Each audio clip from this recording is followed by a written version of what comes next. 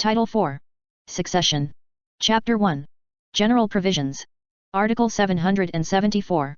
Succession is a mode of acquisition by virtue of which the property, rights, and obligations to the extent of the value of the inheritance of a person are transmitted through his death to another or others either by his will or by operation of law. N. Article 775. In this title, decedent is the general term applied to the person whose property is transmitted through succession, whether or not he left a will. If he left a will, he is also called the testator. N. Article 776. The inheritance includes all the property, rights, and obligations of a person which are not extinguished by his death. 659. Article 777. The rights to the succession are transmitted from the moment of the death of the decedent. 657a. Article 778. Succession may be 1. Testamentary, 2. Legal or estate, or 3. Mixed. N. Article 779. Testamentary succession is that which results from the designation of an heir, made in a will executed in the form prescribed by law. N. Article 780. Mixed succession is that effected partly by will and partly by operation of law. N. Article 781. The inheritance of a person includes not only the property and the transmissible rights and obligations existing at the time of his death, but also those which have accrued thereto since the opening of the succession. N. Article 782. An heir is a person called to the succession either by the provision of a will or by operation of law. Devises and legatees are persons to whom gifts of real and personal property are respectively given by virtue of a will. N. Chapter 2. Testamentary succession. Section 1. Wills. Subsection 1. Wills in general. Article 783. A will is an act whereby a person is permitted, with the formalities prescribed by law, to control to a certain degree the disposition of this estate, to take effect after his death. 667a. Article 784. The making of a will is a strictly personal act. It cannot be left in whole or in part to the discretion of a third person, or accomplished through the instrumentality of an agent or attorney. 670a. Article 785.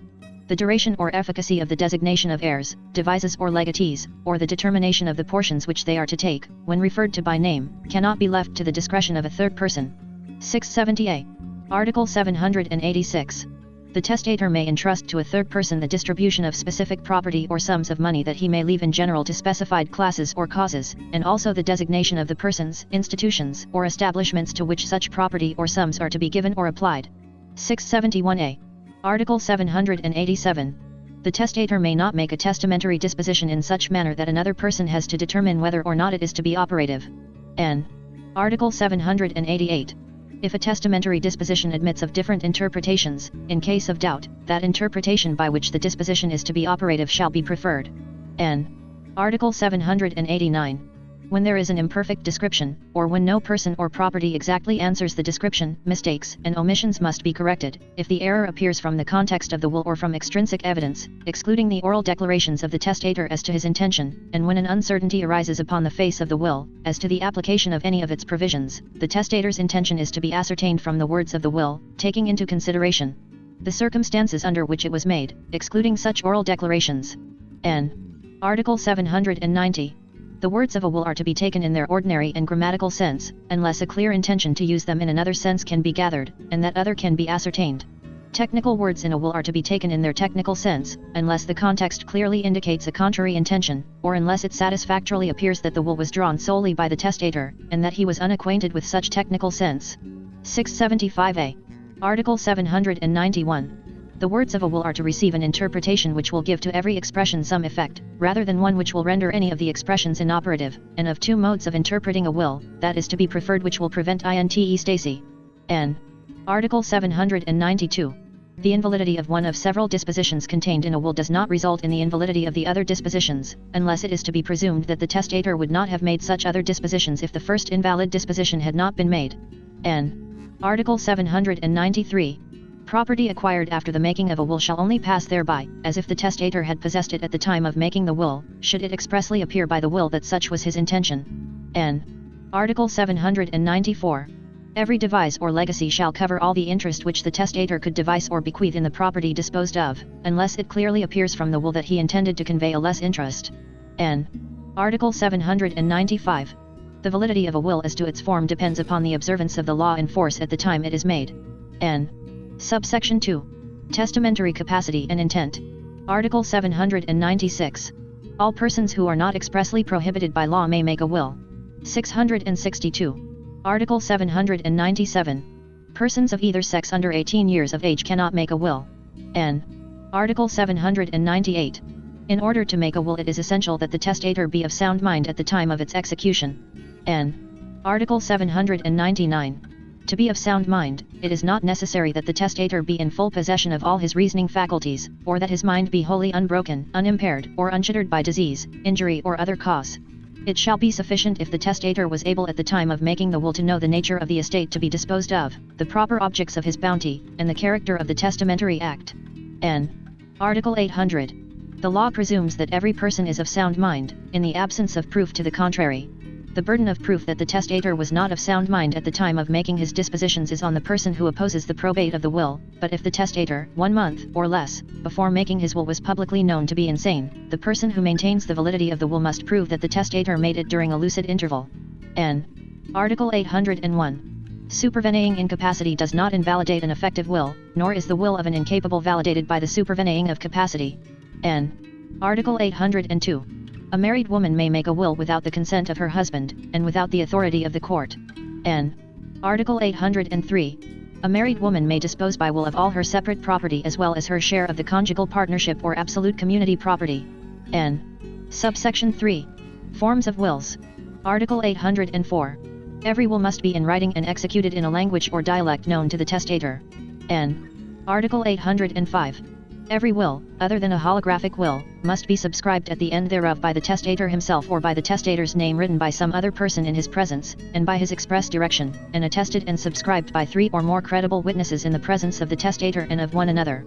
The testator or the person requested by him to write his name and the instrumental witnesses of the will, shall also sign, as aforesaid, each and every page thereof, except the last, on the left margin, and all the pages shall be numbered correlatively in letters placed on the upper part of each page. The attestation shall state the number of pages used upon which the will is written, and the fact that the testator signed the will and every page thereof, or caused some other person to write his name, under his express direction, in the presence of the instrumental witnesses, and that the latter witnessed and signed the will and all the pages thereof in the presence of the testator and of one another. If the attestation clause is in a language not known to the witnesses, it shall be interpreted to them. N. Article 806. Every will must be acknowledged before a notary public by the testator and the witnesses. The notary public shall not be required to retain a copy of the will, or file another with the office of the clerk of court. N. Article 807. If the testator be deaf, or a deaf mute, he must personally read the will, if able to do so, otherwise, he shall designate 2 persons to read it and communicate to him, in some practicable manner, the contents thereof. N. Article 808. If the testator is blind, the will shall be read to him twice, once, by one of the subscribing witnesses, and again, by the notary public before whom the will is acknowledged. N. Article 809. In the absence of bad faith, forgery, or fraud, or undue and improper pressure and influence, defects and imperfections in the form of attestation or in the language used therein shall not render the will invalid if it is proved that the will was in fact executed and attested in substantial compliance with all the requirements of Article 805. N. Article 810. A person may execute a holographic will which must be entirely written, dated, and signed by the hand of the testator himself. It is subject to no other form, and may be made in or out of the Philippines, and need not be witnessed. 678, 688a. Article 811. In the probate of a holographic will, it shall be necessary that at least one witness who knows the handwriting and signature of the testator explicitly declare that the will and the signature are in the handwriting of the testator. If the will is contested, at least 3 of such witnesses shall be required.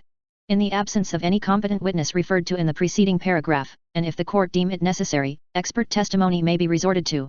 619a. Article 812.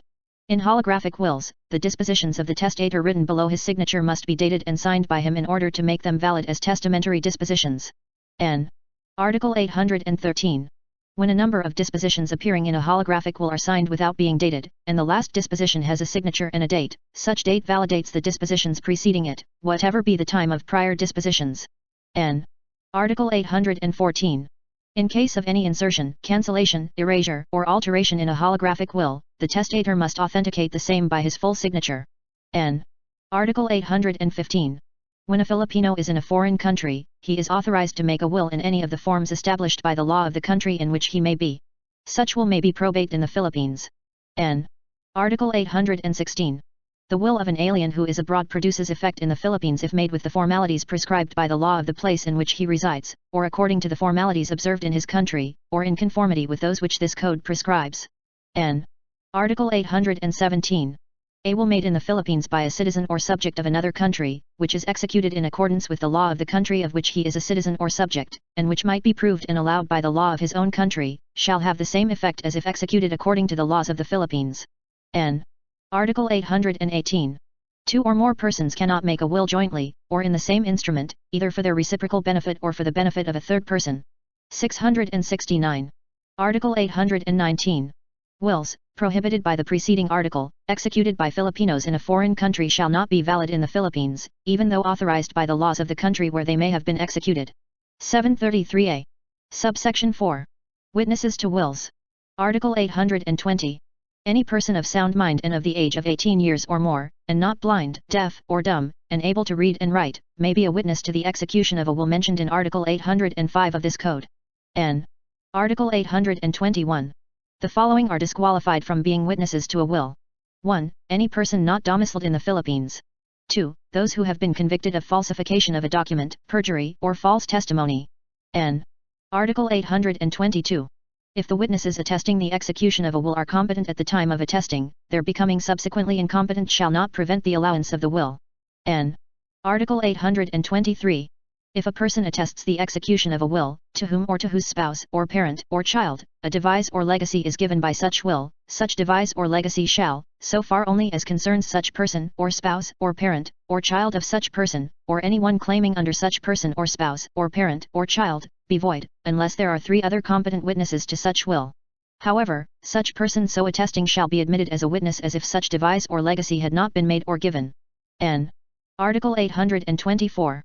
A mere charge on the estate of the testator for the payment of debts due at the time of the testator's death does not prevent his creditors from being competent witnesses to his will. N. Subsection 5. Codicils and incorporation by reference. Article 825. A codicil is supplement or addition to a will, made after the execution of a will and annexed to be taken as a part thereof, by which disposition made in the original will is explained, added to, or altered. N. Article 826. In order that a codicil may be effective, it shall be executed as in the case of a will. N. Article 827. If a will, executed as required by this code, incorporates into itself by reference any document or paper, such document or paper shall not be considered a part of the will unless the following requisites are present.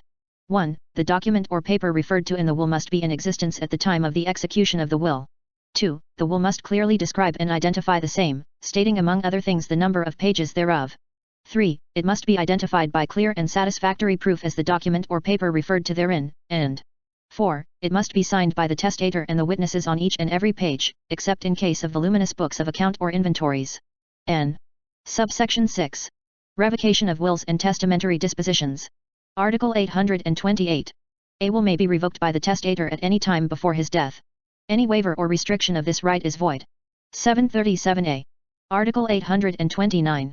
A revocation done outside the Philippines, by a person who does not have his domicile in this country, is valid when it is done according to the law of the place where the will was made, or according to the law of the place in which the testator had his domicile at the time, and if the revocation takes place in this country, when it is in accordance with the provisions of this code. N. Article 830. No will shall be revoked except in the following cases. 1. By implication of law, or 2. By some will, codicil, or other writing executed as provided in case of wills, or 3. By burning, tearing, cancelling, or obliterating the will with the intention of revoking it, by the testator himself, or by some other person in his presence, and by his express direction. If burned, torn, cancelled, or obliterated by some other person, without the express direction of the testator, the will may still be established, and the estate distributed in accordance therewith, if its contents, and due execution, and the fact of its unauthorized destruction, cancellation, or obliteration are established according to the rules of court. N. Article 831. Subsequent wills which do not revoke the previous ones in an express manner, annul only such dispositions in the prior wills as are inconsistent with or contrary to those contained in the later wills. N. Article 832.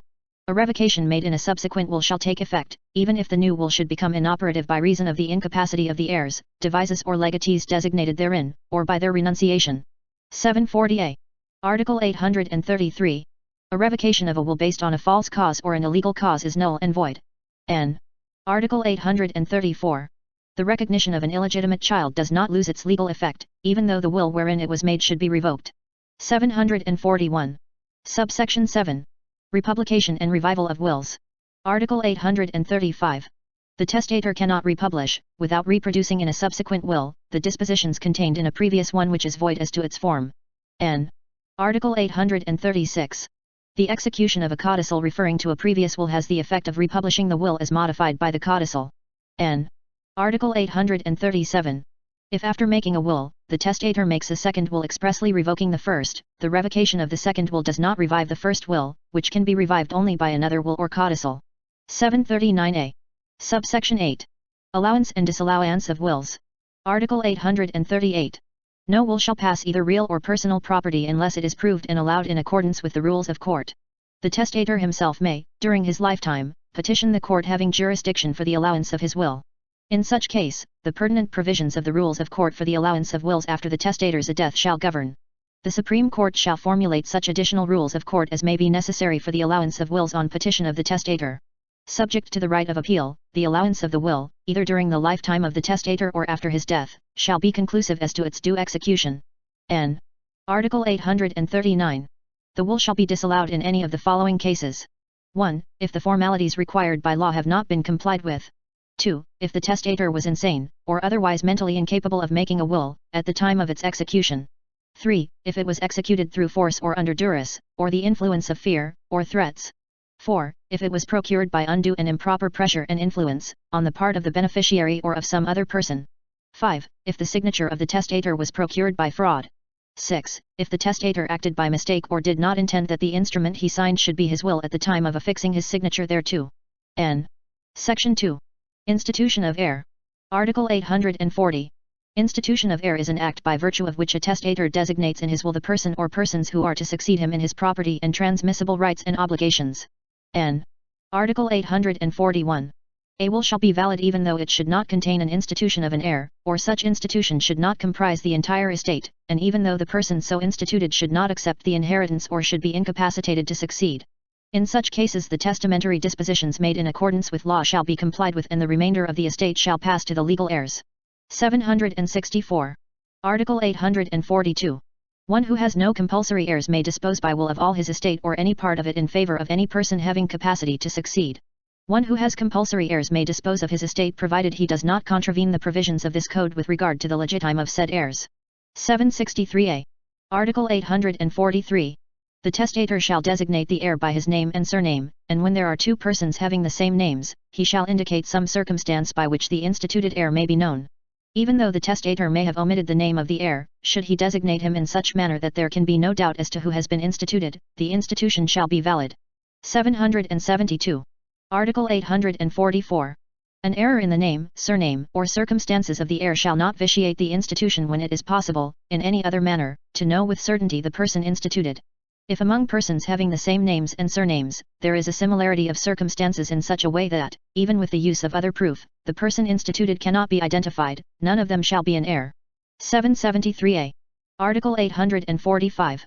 Every disposition in favor of an unknown person shall be void, unless by some event or circumstance his identity becomes certain. However, a disposition in favor of a definite class or group of persons shall be valid.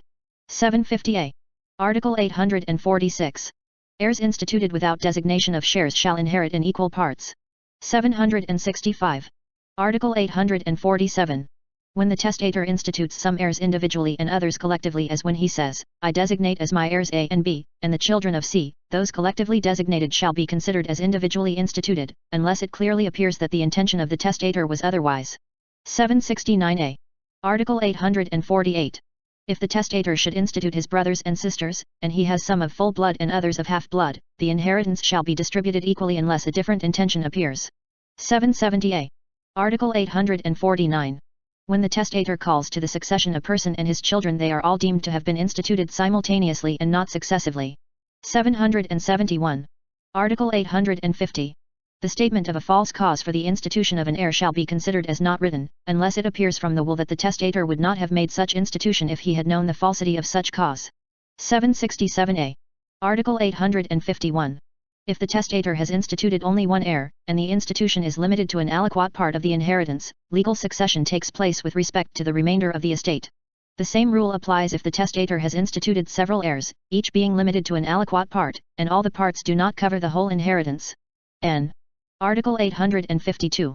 If it was the intention of the testator that the instituted heirs should become sole heirs to the whole estate, or the whole free portion, as the case may be, and each of them has been instituted to an aliquot part of the inheritance and their aliquot parts together do not cover the whole inheritance, or the whole free portion, each part shall be increased proportionally. N. Article 853. If each of the instituted heirs has been given an aliquot part of the inheritance, and the parts together exceed the whole inheritance, or the whole free portion, as the case may be, each part shall be reduced proportionally. N. Article 854. The preterition or omission of one, some, or all of the compulsory heirs in the direct line, whether living at the time of the execution of the will or born after the death of the testator, shall annul the institution of heir, but the devises and legacies shall be valid insofar as they are not inofficious. If the omitted compulsory heirs should die before the testator, the institution shall be effectual, without prejudice to the right of representation. 814a. Article 855. The share of a child or descendant omitted in a will must first be taken from the part of the estate not disposed of by the will, if any. If that is not sufficient, so much as may be necessary must be taken proportionally from the shares of the other compulsory heirs. 1080a. Article 856. A voluntary heir who dies before the testator transmits nothing to his heirs. A compulsory heir who dies before the testator, a person incapacitated to succeed, and one who renounces the inheritance, shall transmit no right to his own heirs except in cases expressly provided for in this code. 766a. Section 3. Substitution of heirs. Article 857. Substitution is the appointment of another heir so that he may enter into the inheritance in default of the heir originally instituted. N. Article 858. Substitution of heirs may be 1. Simple or common. 2. Brief or compendious. 3. Reciprocal, or 4. Fidei commissary. N. Article 859. The testator may designate one or more persons to substitute the heir or heirs instituted in case such heir or heirs should die before him, or should not wish, or should be incapacitated to accept the inheritance. A simple substitution, without a statement of the cases to which it refers, shall comprise the three mentioned in the preceding paragraph, unless the testator has otherwise provided. 774.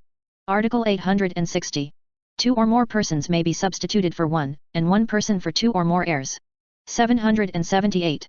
Article 861. If heirs instituted in unequal shares should be reciprocally substituted, the substitute shall acquire the share of the heir who dies, renounces, or is incapacitated, unless it clearly appears that the intention of the testator was otherwise. If there are more than one substitute, they shall have the same share in the substitution as in the institution. 779a. Article 862. The substitute shall be subject to the same charges and conditions imposed upon the instituted heir, unless intestator has expressly provided the contrary, or the charges or conditions are personally applicable only to the heir instituted. 780. Article 863. A fidei commissary substitution by virtue of which the fiduciary or first heir instituted is entrusted with the obligation to preserve and to transmit to a second heir the whole or part of the inheritance, shall be valid and shall take effect, provided such substitution does not go beyond 1 degree from the heir originally instituted, and provided further, that the fiduciary or first heir and the second heir are living at the time of the death of the testator. 781a. Article 864. A fidei commissary substitution can never burden the legitime. 782a. Article 865. Every fidei commissary substitution must be expressly made in order that it may be valid. The fiduciary shall be obliged to deliver the inheritance to the second heir, without other deductions than those which arise from legitimate expenses, credits and improvements, save in the case where the testator has provided otherwise. 783. Article 866. The second heir shall acquire a right to the succession from the time of the testator's death, even though he should die before the fiduciary. The right of the second heir shall pass to his heirs. 784. Article 867. The following shall not take effect. 1. Fidei commissary substitutions which are not made in an express manner, either by giving them this name, or imposing upon the fiduciary the absolute obligation to deliver the property to a second heir. 2. Provisions which contain a perpetual prohibition to alienate, and even a temporary one, beyond the limit fixed in Article 863. 3. Those which impose upon the heir the charge of paying to various persons successively, beyond the limit prescribed in Article 863, a certain income or pension. 4. Those which leave to a person the whole or part of the hereditary property in order that he may apply or invest the same according to secret instructions communicated to him by the testator. 785a. Article 868. The nullity of the fidei commissary substitution does not prejudice the validity of the institution of the heirs first designated. The fidei commissary clause shall simply be considered as not written. 786. Article 869. A provision whereby the testator leaves to a person the whole or part of the inheritance, and to another the usufruct, shall be valid. If he gives the usufruct to various persons, not simultaneously, but successively, the provisions of Article 863 shall apply. 787a. Article 870. The dispositions of the testator declaring all or part of the estate inalienable for more than 20 years are void. N. Section 4. Conditional testamentary dispositions and testamentary dispositions with a term. Article 871. The institution of an heir may be made conditionally, or for a certain purpose or cause. 790a. Article 872. The testator cannot impose any charge, condition, or substitution whatsoever upon the legitimes prescribed in this code. Should he do so, the same shall be considered as not imposed. 813a. Article 873. Impossible conditions and those contrary to law or good customs shall be considered as not imposed and shall in no manner prejudice the heir, even if the testator should otherwise provide. 792a. Article 874. An absolute condition not to contract a first or subsequent marriage shall be considered as not written unless such condition has been imposed on the widow or widower by the deceased spouse, or by the latter's ascendants or descendants. Nevertheless, the right of usufruct, or an allowance or some personal prestation may be devised or bequeathed to any person for the time during which he or she should remain unmarried or in widowhood. 793a. Article 875. Any disposition made upon the condition that the heir shall make some provision in his will in favor of the testator or of any other person shall be void. 794a. Article 876. Any purely potestative condition imposed upon an heir must be fulfilled by him as soon as he learns of the testator's death. This rule shall not apply when the condition, already complied with, cannot be fulfilled again. 795a. Article 877. If the condition is casual or mixed, it shall be sufficient if it happen or be fulfilled at any time before or after the death of the testator, unless he has provided otherwise. Should it have existed or should it have been fulfilled at the time the will was executed and the testator was unaware thereof, it shall be deemed as complied with. If he had knowledge thereof, the condition shall be considered fulfilled only when it is of such a nature that it can no longer exist or be complied with again. 796. Article 878. A disposition with a suspensive term does not prevent the instituted heir from acquiring his rights and transmitting them to his heirs even before the arrival of the term. 799a. Article 879. If the potestative condition imposed upon the heir is negative, or consists in not doing or not giving something, he shall comply by giving a security that he will not do or give that which has been prohibited by the testator, and that in case of contravention he will return whatever he may have received, together with its fruits and interests. 800a. Article 880. If the heir be instituted under a suspensive condition or term, the estate shall be placed under administration until the condition is fulfilled, or until it becomes certain that it cannot be fulfilled, or until the arrival of the term. The same shall be done if the heir does not give the security required in the preceding article. 801a. Article 881. The appointment of the administrator of the estate mentioned in the preceding article, as well as the manner of the administration and the rights and obligations of the administrator shall be governed by the rules of court. 804a. Article 882. The statement of the object of the institution, or the application of the property left by the testator, or the charge imposed by him, shall not be considered as a condition unless it appears that such was his intention. That which has been left in this manner may be claimed at once provided that the instituted heir or his heirs give security for compliance with the wishes of the testator and for the return of anything he or they may receive, together with its fruits and interests, if he or they should disregard this obligation. 797a. Article 883. When without the fault of the heir, an institution referred to in the preceding article cannot take effect in the exact manner stated by the testator, it shall be complied with in a manner most analogous to and in conformity with his wishes. If the person interested in the condition should prevent its fulfillment, without the fault of the heir, the condition shall be deemed to have been complied with. 798a. Article 884. Conditions imposed by the testator upon the heirs shall be governed by the rules established for conditional obligations in all matters not provided for by this section. 791a. Article 885. The designation of the day or time when the effects of the institution of an heir shall commence or cease shall be valid. In both cases, the legal heir shall be considered as called to the succession until the arrival of the period or its expiration. But in the first case he shall not enter into possession of the property until after having given sufficient security, with the intervention of the instituted heir. 805. Section 5. Legitime. Article 886. Legitime is that part of the testator's property which he cannot dispose of because the law has reserved it for certain heirs who are, therefore, called compulsory heirs. 806. Article 887. The following are compulsory heirs. 1. Legitimate children and descendants, with respect to their legitimate parents and ascendants. 2. In default of the foregoing, legitimate parents and ascendants, with respect to their legitimate children and descendants. 3. The widow or widower. 4. Acknowledged natural children, and natural children by legal fiction. 5. Other illegitimate children referred to in Article 287. Compulsory heirs mentioned in NOS 3, 4, and 5 are not excluded by those in NOS 1 and 2, neither do they exclude one another. In all cases of illegitimate children, their filiation must be duly proved. The father or mother of illegitimate children of the three classes mentioned, shall inherit from them in the manner and to the extent established by this code. 807a. Article 888. The legitime of legitimate children and descendants consists of one half of the hereditary estate of the father and of the mother.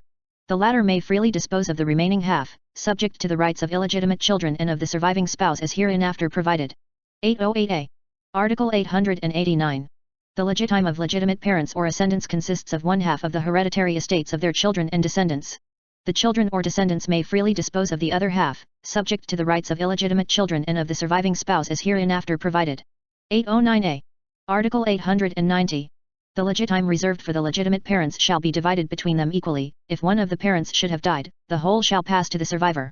If the testator leaves neither father nor mother, but is survived by ascendants of equal degree of the paternal and maternal lines, the legitime shall be divided equally between both lines. If the ascendants should be of different degrees, it shall pertain entirely to the ones nearest in degree of either line. 810. Article 891. The ascendant who inherits from his descendant any property which the latter may have acquired by gratuitous title from another ascendant, or a brother or sister, is obliged to reserve such property as he may have acquired by operation of law for the benefit of relatives who are within the third degree and who belong to the line from which said property came. 871. Article 892. If only one legitimate child or descendant of the deceased survives, the widow or widower shall be entitled to 1/4 of the hereditary estate. In case of a legal separation, the surviving spouse may inherit if it was the deceased who had given cause for the same. If there are 2 or more legitimate children or descendants, the surviving spouse shall be entitled to a portion equal to the legitime of each of the legitimate children or descendants. In both cases, the legitime of the surviving spouse shall be taken from the portion that can be freely disposed of by the testator. 834a. Article 893. If the testator leaves no legitimate descendants, but leaves legitimate ascendants, the surviving spouse shall have a right to 1/4 of the hereditary estate. This fourth shall be taken from the free portion of the estate. 836a. Article 894. If the testator leaves illegitimate children, the surviving spouse shall be entitled to 1/3 of the hereditary estate of the deceased and the illegitimate children to another third. The remaining third shall be at the free disposal of the testator. N. Article 895. The legitime of each of the acknowledged natural children and each of the natural children by legal fiction shall consist of 1/2 of the legitime of each of the legitimate children or descendants. The legitime of an illegitimate child who is neither an acknowledged natural, nor a natural child by legal fiction, shall be equal in every case to 4/5 of the legitime of an acknowledged natural child. The legitime of the illegitimate children shall be taken from the portion of the estate at the free disposal of the testator, provided that in no case shall the total legitime of such illegitimate children exceed that free portion, and that the legitime of the surviving spouse must first be fully satisfied. 840a. Article 896. Illegitimate children who may survive with legitimate parents or ascendants of the deceased shall be entitled to 1/4 of the hereditary estate to be taken from the portion at the free disposal of the testator. 841a. Article 897. When the widow or widower survives with legitimate children or descendants, and acknowledged natural children, or natural children by legal fiction, such surviving spouse shall be entitled to a portion equal to the legitime of each of the legitimate children which must be taken from that part of the estate which the testator can freely dispose of. N. Article 898. If the widow or widower survives with legitimate children or descendants, and with illegitimate children other than acknowledged natural, or natural children by legal fiction, the share of the surviving spouse shall be the same as that provided in the preceding article. N. Article 899.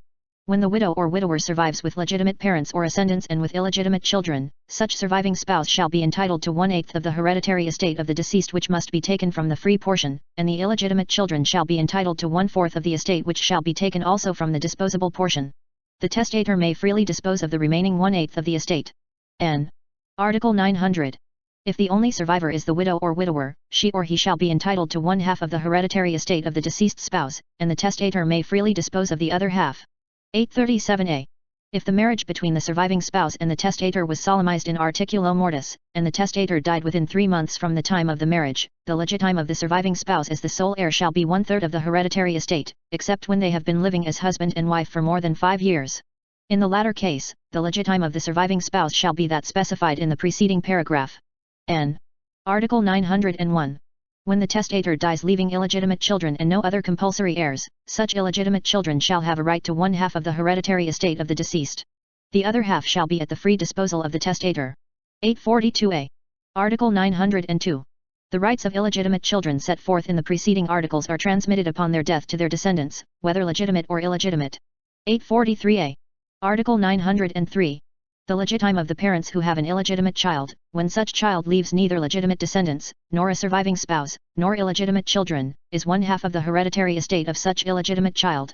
If only legitimate or illegitimate children are left, the parents are not entitled to any legitime whatsoever. If only the widow or widower survives with parents of the illegitimate child, the legitime of the parents is 1/4 of the hereditary estate of the child, and that of the surviving spouse also 1/4 of the estate. N. Article 904. The testator cannot deprive his compulsory heirs of their legitime, except in cases expressly specified by law.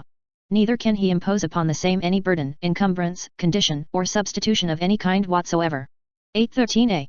Article 905. Every renunciation or compromise as regards a future legitime between the person owing it and his compulsory heirs is void, and the latter may claim the same upon the death of the former, but they must bring to collation whatever they may have received by virtue of the renunciation or compromise. 816. Article 906. Any compulsory heir to whom the testator has left by any title less than the legitime belonging to him may demand that the same be fully satisfied. 815. Article 907. Testamentary dispositions that impair or diminish the legitime of the compulsory heirs shall be reduced on petition of the same, insofar as they may be inofficious or excessive. 817. Article 908. To determine the legitime, the value of the property left at the death of the testator shall be considered, deducting all debts and charges, which shall not include those imposed in the will.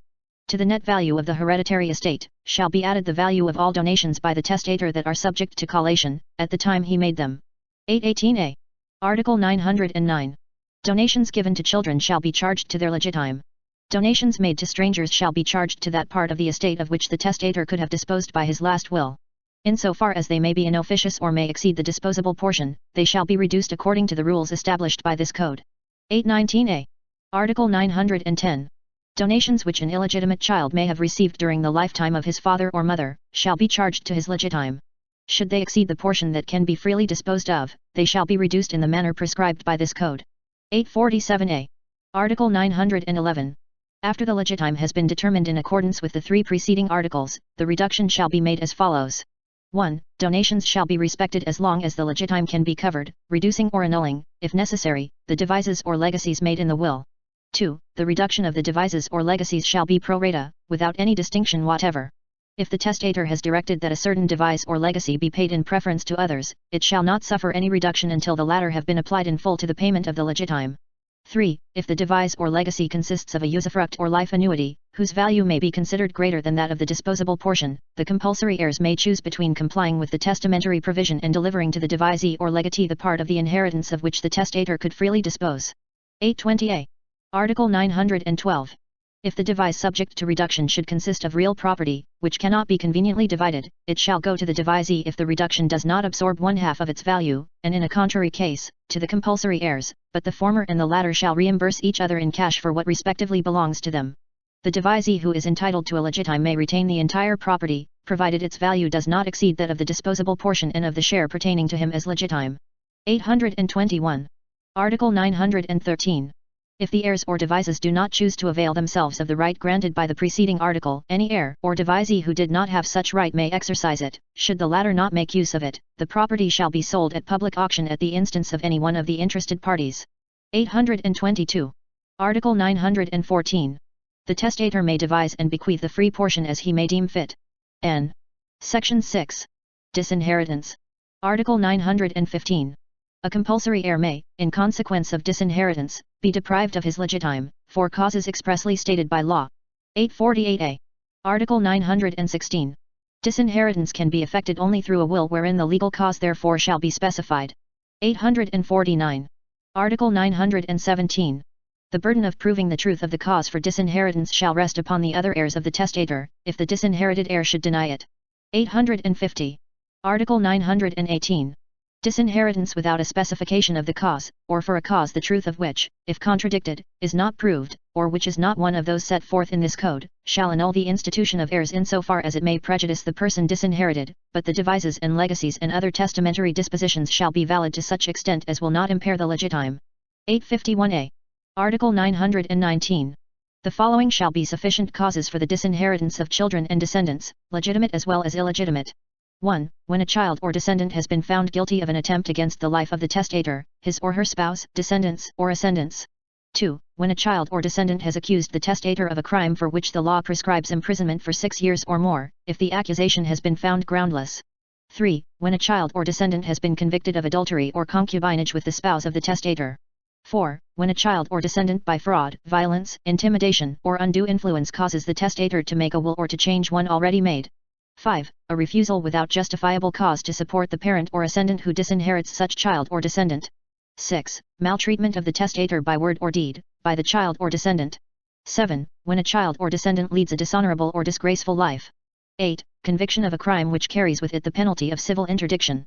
756, 853, 674a. Article 920.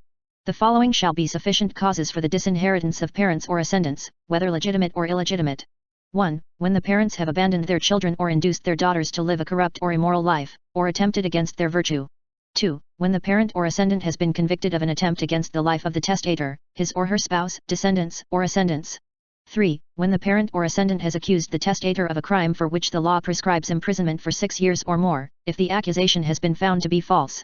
4. When the parent or ascendant has been convicted of adultery or concubinage with the spouse of the testator. 5. When the parent or ascendant by fraud, violence, intimidation, or undue influence causes the testator to make a will or to change one already made. 6. The loss of parental authority for causes specified in this code. 7. The refusal to support the children or descendants without justifiable cause. 8. An attempt by one of the parents against the life of the other, unless there has been a reconciliation between them. 756, 854, 674a. Article 921. The following shall be sufficient causes for disinheriting a spouse. 1. When the spouse has been convicted of an attempt against the life of the testator, his or her descendants, or ascendants. 2. When the spouse has accused the testator of a crime for which the law prescribes imprisonment of 6 years or more, and the accusation has been found to be false. 3. When the spouse by fraud, violence, intimidation, or undue influence cause the testator to make a will or to change one already made. 4. When the spouse has given cause for legal separation. 5. When the spouse has given grounds for the loss of parental authority. 6. Unjustifiable refusal to support the children or the other spouse. 756, 855, 674a. Article 922. A subsequent reconciliation between the offender and the offended person deprives the latter of the right to disinherit, and renders ineffectual any disinheritance that may have been made. 856. Article 923. The children and descendants of the person disinherited shall take his or her place and shall preserve the rights of compulsory heirs with respect to the legitime, but the disinherited parent shall not have the usufruct or administration of the property which constitutes the legitime. 857. Section 7. Legacies and devises. Article 924. All things and rights which are within the commerce of man be bequeathed or devised. 865a. Article 925. A testator may charge with legacies and devises not only his compulsory heirs but also the legatees and devises. The latter shall be liable for the charge only to the extent of the value of the legacy or the devise received by them. The compulsory heirs shall not be liable for the charge beyond the amount of the free portion given them. 858a.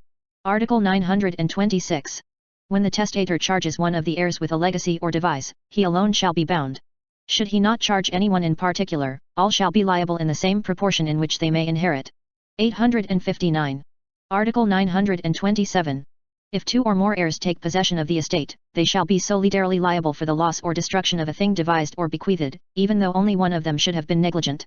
N. Article 928. The heir who is bound to deliver the legacy or devise shall be liable in case of eviction, if the thing is indeterminate and is indicated only by its kind. 860. Article 929.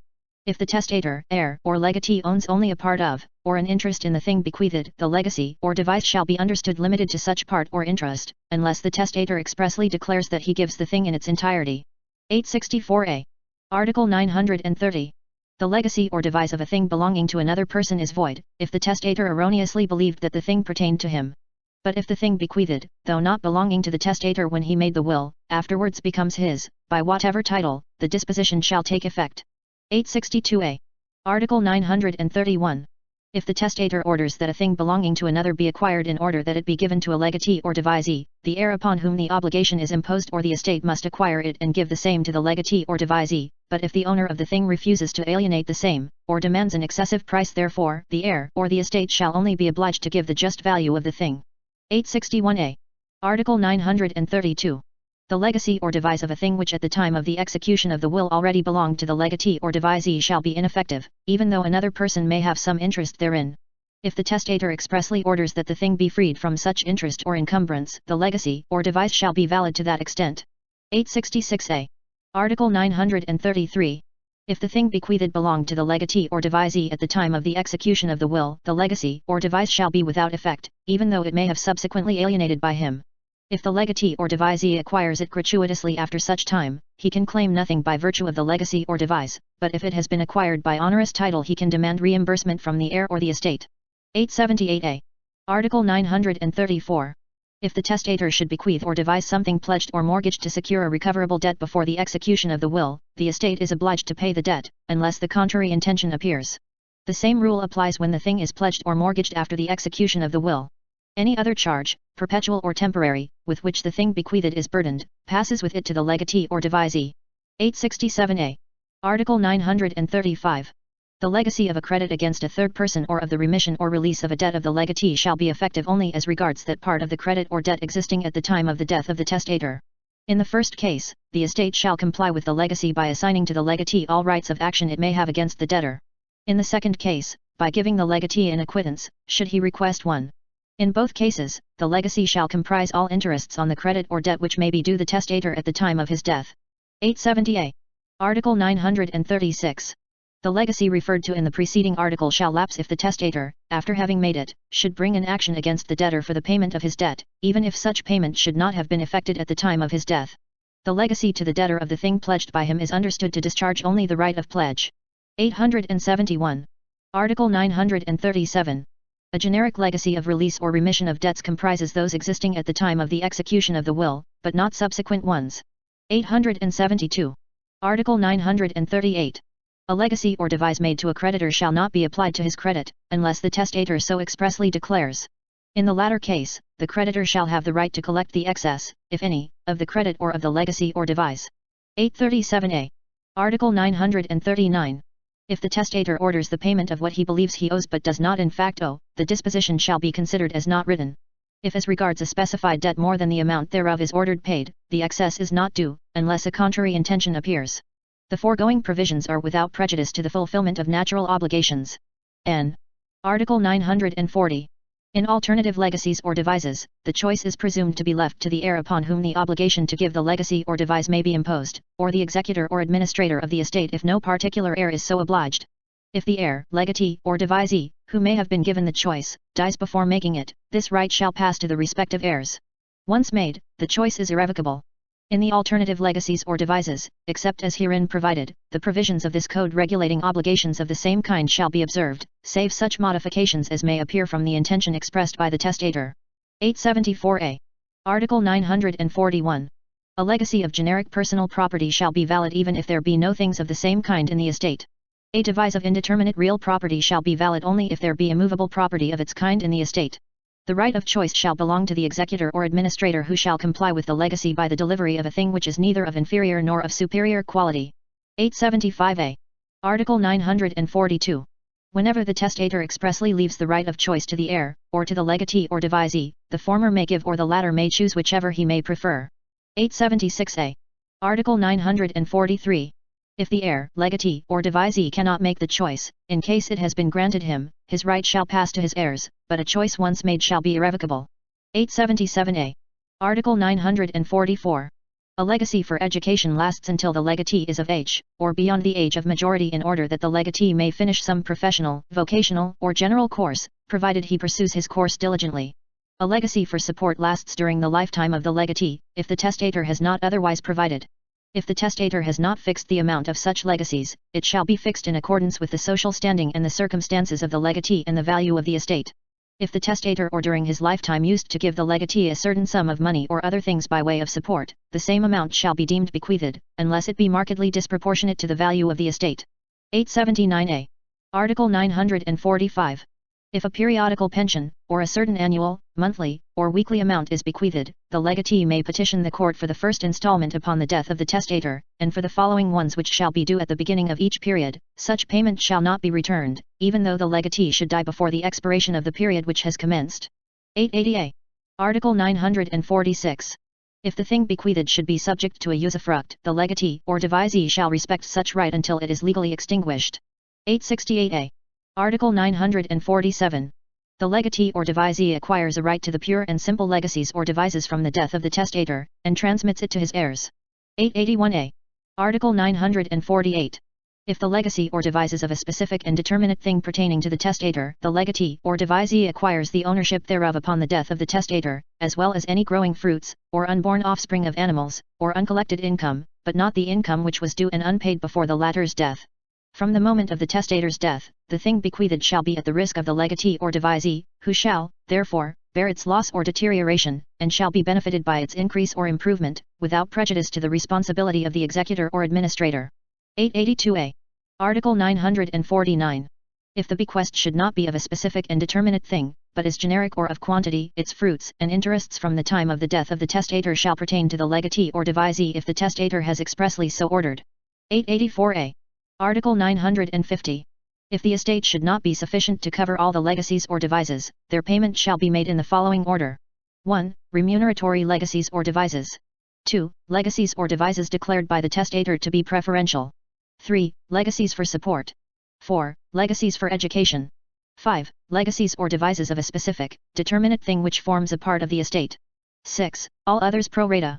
887a. Article 951. The thing bequeathed shall be delivered with all its accessories and in the condition in which it may be upon the death of the testator. 883a. Article 952. The heir, charged with a legacy or devise, or the executor or administrator of the estate, must deliver the very thing bequeathed if he is able to do so and cannot discharge this obligation by paying its value.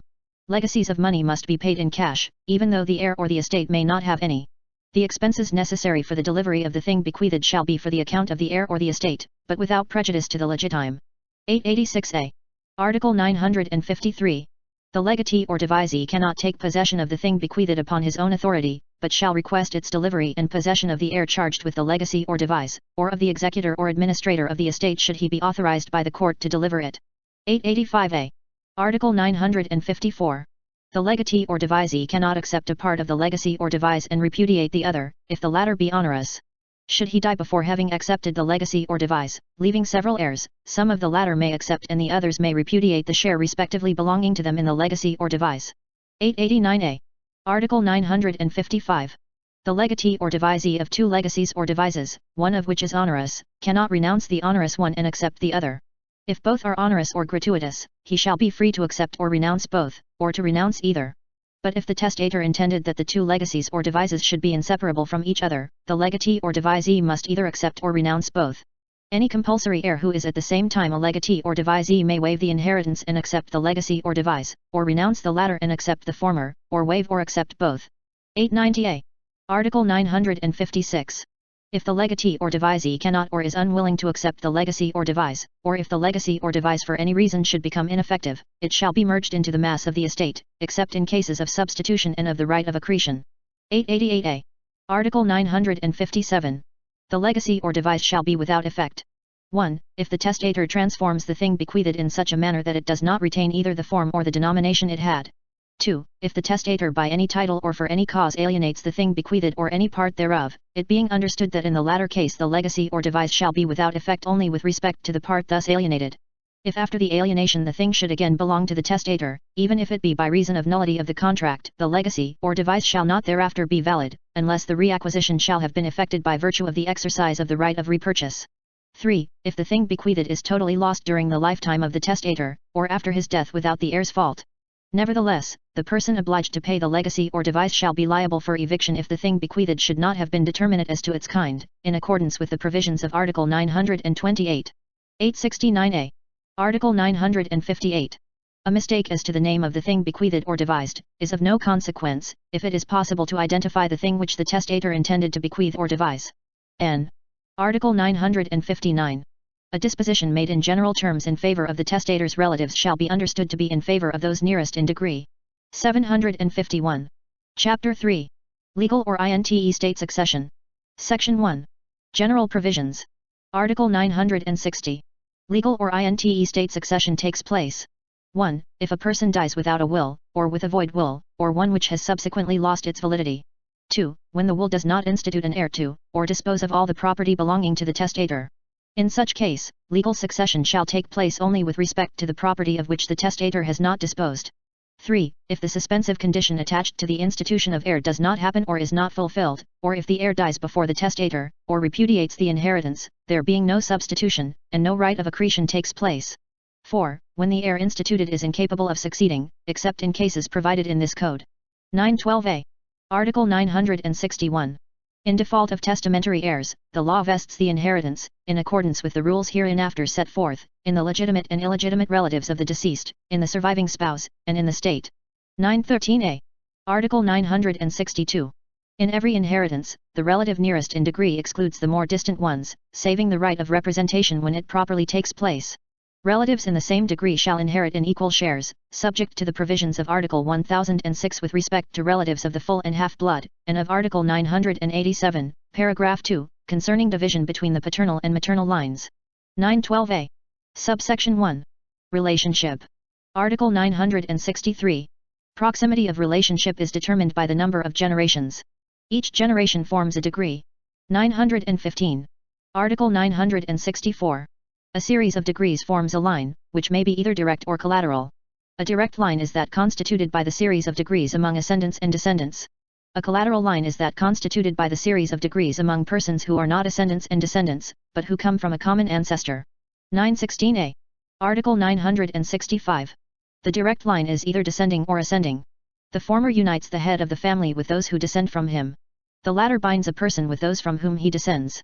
917. Article 966. In the line, as many degrees are counted as there are generations or persons, excluding the progenitor. In the direct line, ascent is made to the common ancestor. Thus, the child is 1 degree removed from the parent, 2 from the grandfather, and 3 from the great-grandparent. In the collateral line, ascent is made to the common ancestor and then descent is made to the person with whom the computation is to be made. Thus, a person is 2 degrees removed from his brother, 3 from his uncle, who is the brother of his father, 4 from his first cousin, and so forth. 918a. Article 967. Full-blood relationship is that existing between persons who have the same father and the same mother. Half-blood relationship is that existing between persons who have the same father, but not the same mother, or the same mother, but not the same father. 920a. Article 968. If there are several relatives of the same degree, and one or some of them are unwilling or incapacitated to succeed, his portion shall accrue to the others of the same degree, save the right of representation when it should take place. 922. Article 969. If the inheritance should be repudiated by the nearest relative, should there be one only, or by all the nearest relatives called by law to succeed, should there be several, those of the following degree shall inherit in their own right and cannot represent the person or persons repudiating the inheritance. 923. Subsection 2. Right of representation. Article 970. Representation is a right created by fiction of law, by virtue of which the representative is raised to the place and the degree of the person represented, and acquires the rights which the latter would have if he were living or if he could have inherited. 942a. Article 971. The representative is called to the succession by the law and not by the person represented. The representative does not succeed the person represented but the one whom the person represented would have succeeded. N. Article 972. The right of representation takes place in the direct descending line, but never in the ascending. In the collateral line, it takes place only in favor of the children of brothers or sisters, whether they be of the full or half-blood. 925. Article 973. In order that representation may take place, it is necessary that the representative himself be capable of succeeding the decedent. N. Article 974. Whenever there is succession by representation, the division of the estate shall be made per stirpes, in such manner that the representative or representatives shall not inherit more than what the person they represent would inherit, if he were living or could inherit. 926a. Article 975. When children of one or more brothers or sisters of the deceased survive, they shall inherit from the latter by representation, if they survive with their uncles or aunts. But if they alone survive, they shall inherit in equal portions. 927. Article 976. A person may represent him whose inheritance he has renounced. 928a. Article 977. Heirs who repudiate their share may not be represented. 929a. Section 2. Order of INTE State Succession. Subsection 1. Descending direct line. Article 978. Succession pertains, in the first place, to the descending direct line. 930. Article 979. Legitimate children and their descendants succeed the parents and other ascendants, without distinction as to sex or age, and even if they should come from different marriages. An adopted child succeeds to the property of the adopting parents in the same manner as a legitimate child. 931a. Article 980. The children of the deceased shall always inherit from him in their own right, dividing the inheritance in equal shares. 932. Article 981. Should children of the deceased and descendants of other children who are dead, survive, the former shall inherit in their own right, and the latter by right of representation. 934a. Article 982. The grandchildren and other descendants shall inherit by right of representation, and if any one of them should have died, leaving several heirs, the portion pertaining to him shall be divided among the latter in equal portions. 933. Article 983. If illegitimate children survive with legitimate children, the shares of the former shall be in the proportions prescribed by Article 895. N. Article 984. In case of the death of an adopted child, leaving no children or descendants, his parents and relatives by consanguinity and not by adoption, shall be his legal heirs. N. Subsection 2. Ascending direct line. Article 985. In default of legitimate children and descendants of the deceased, his parents and ascendants shall inherit from him, to the exclusion of collateral relatives. 935a. Article 986. The father and mother, if living, shall inherit in equal shares. Should one only of them survive, he or she shall succeed to the entire estate of the child. 936. Article 987. In default of the father and mother, the ascendants nearest in degree shall inherit. Should there be more than one of equal degree belonging to the same line, they shall divide the inheritance per capita. Should they be of different lines but of equal degree, one half shall go to the paternal and the other half to the maternal ascendants. In each line the division shall be made per capita. 937. Subsection 3. Illegitimate children. Article 988. In the absence of legitimate descendants or ascendants, the illegitimate children shall succeed to the entire estate of the deceased. 939a. Article 989. If, together with illegitimate children, there should survive descendants of another illegitimate child who is dead, the former shall succeed in their own right and the latter by right of representation. 940a. Article 990. The hereditary rights granted by the two preceding articles to illegitimate children shall be transmitted upon their death to their descendants, who shall inherit by right of representation from their deceased grandparent. 941a. Article 991. If legitimate ascendants are left, the illegitimate children shall divide the inheritance with them, taking one half of the estate, whatever be the number of the ascendants or of the illegitimate children. 942, 841a. Article 992. An illegitimate child has no right to inherit ab instato from the legitimate children and relatives of his father or mother, nor shall such children or relatives inherit in the same manner from the illegitimate child. 943a. Article 993. If an illegitimate child should die without issue, either legitimate or illegitimate, his father or mother shall succeed to his entire estate, and if the child's filiation is duly proved as to both parents, who are both living, they shall inherit from him share and share alike. 944a. Article 994. In default of the father or mother, an illegitimate child shall be succeeded by his or her surviving spouse who shall be entitled to the entire estate. If the widow or widower should survive with brothers and sisters, nephews and nieces, she or he shall inherit one half of the estate, and the latter the other half. 945a. Subsection 4. Surviving spouse. Article 995. In the absence of legitimate descendants and ascendants, and illegitimate children and their descendants, whether legitimate or illegitimate, the surviving spouse shall inherit the entire estate, without prejudice to the rights of brothers and sisters, nephews and nieces, should there be any, under Article 1001. 946a. Article 996. If a widow or widower and legitimate children or descendants are left, the surviving spouse has in the succession the same share as that of each of the children. 834a. Article 997. When the widow or widower survives with legitimate parents or ascendants, the surviving spouse shall be entitled to one half of the estate, and the legitimate parents or ascendants to the other half. 836a. Article 998. If a widow or widower survives with illegitimate children, such widow or widower shall be entitled to one half of the inheritance, and the illegitimate children or their descendants, whether legitimate or illegitimate, to the other half. N. Article 999. When the widow or widower survives with legitimate children or their descendants and illegitimate children or their descendants, whether legitimate or illegitimate, such widow or widower shall be entitled to the same share as that of a legitimate child. N. Article 1000.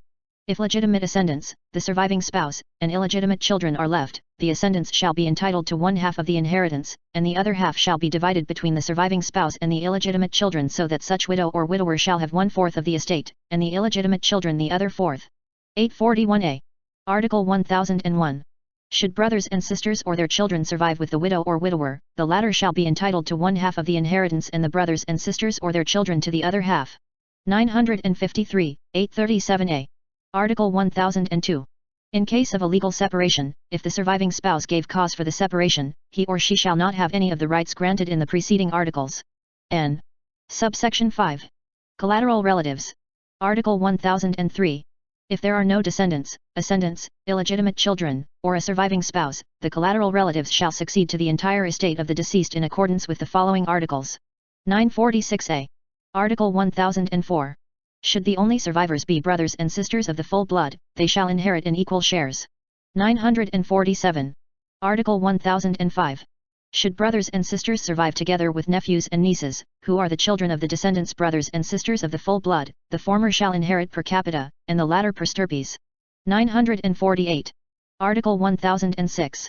Should brother and sisters of the full blood survive together with brothers and sisters of the half blood, the former shall be entitled to a share double that of the latter.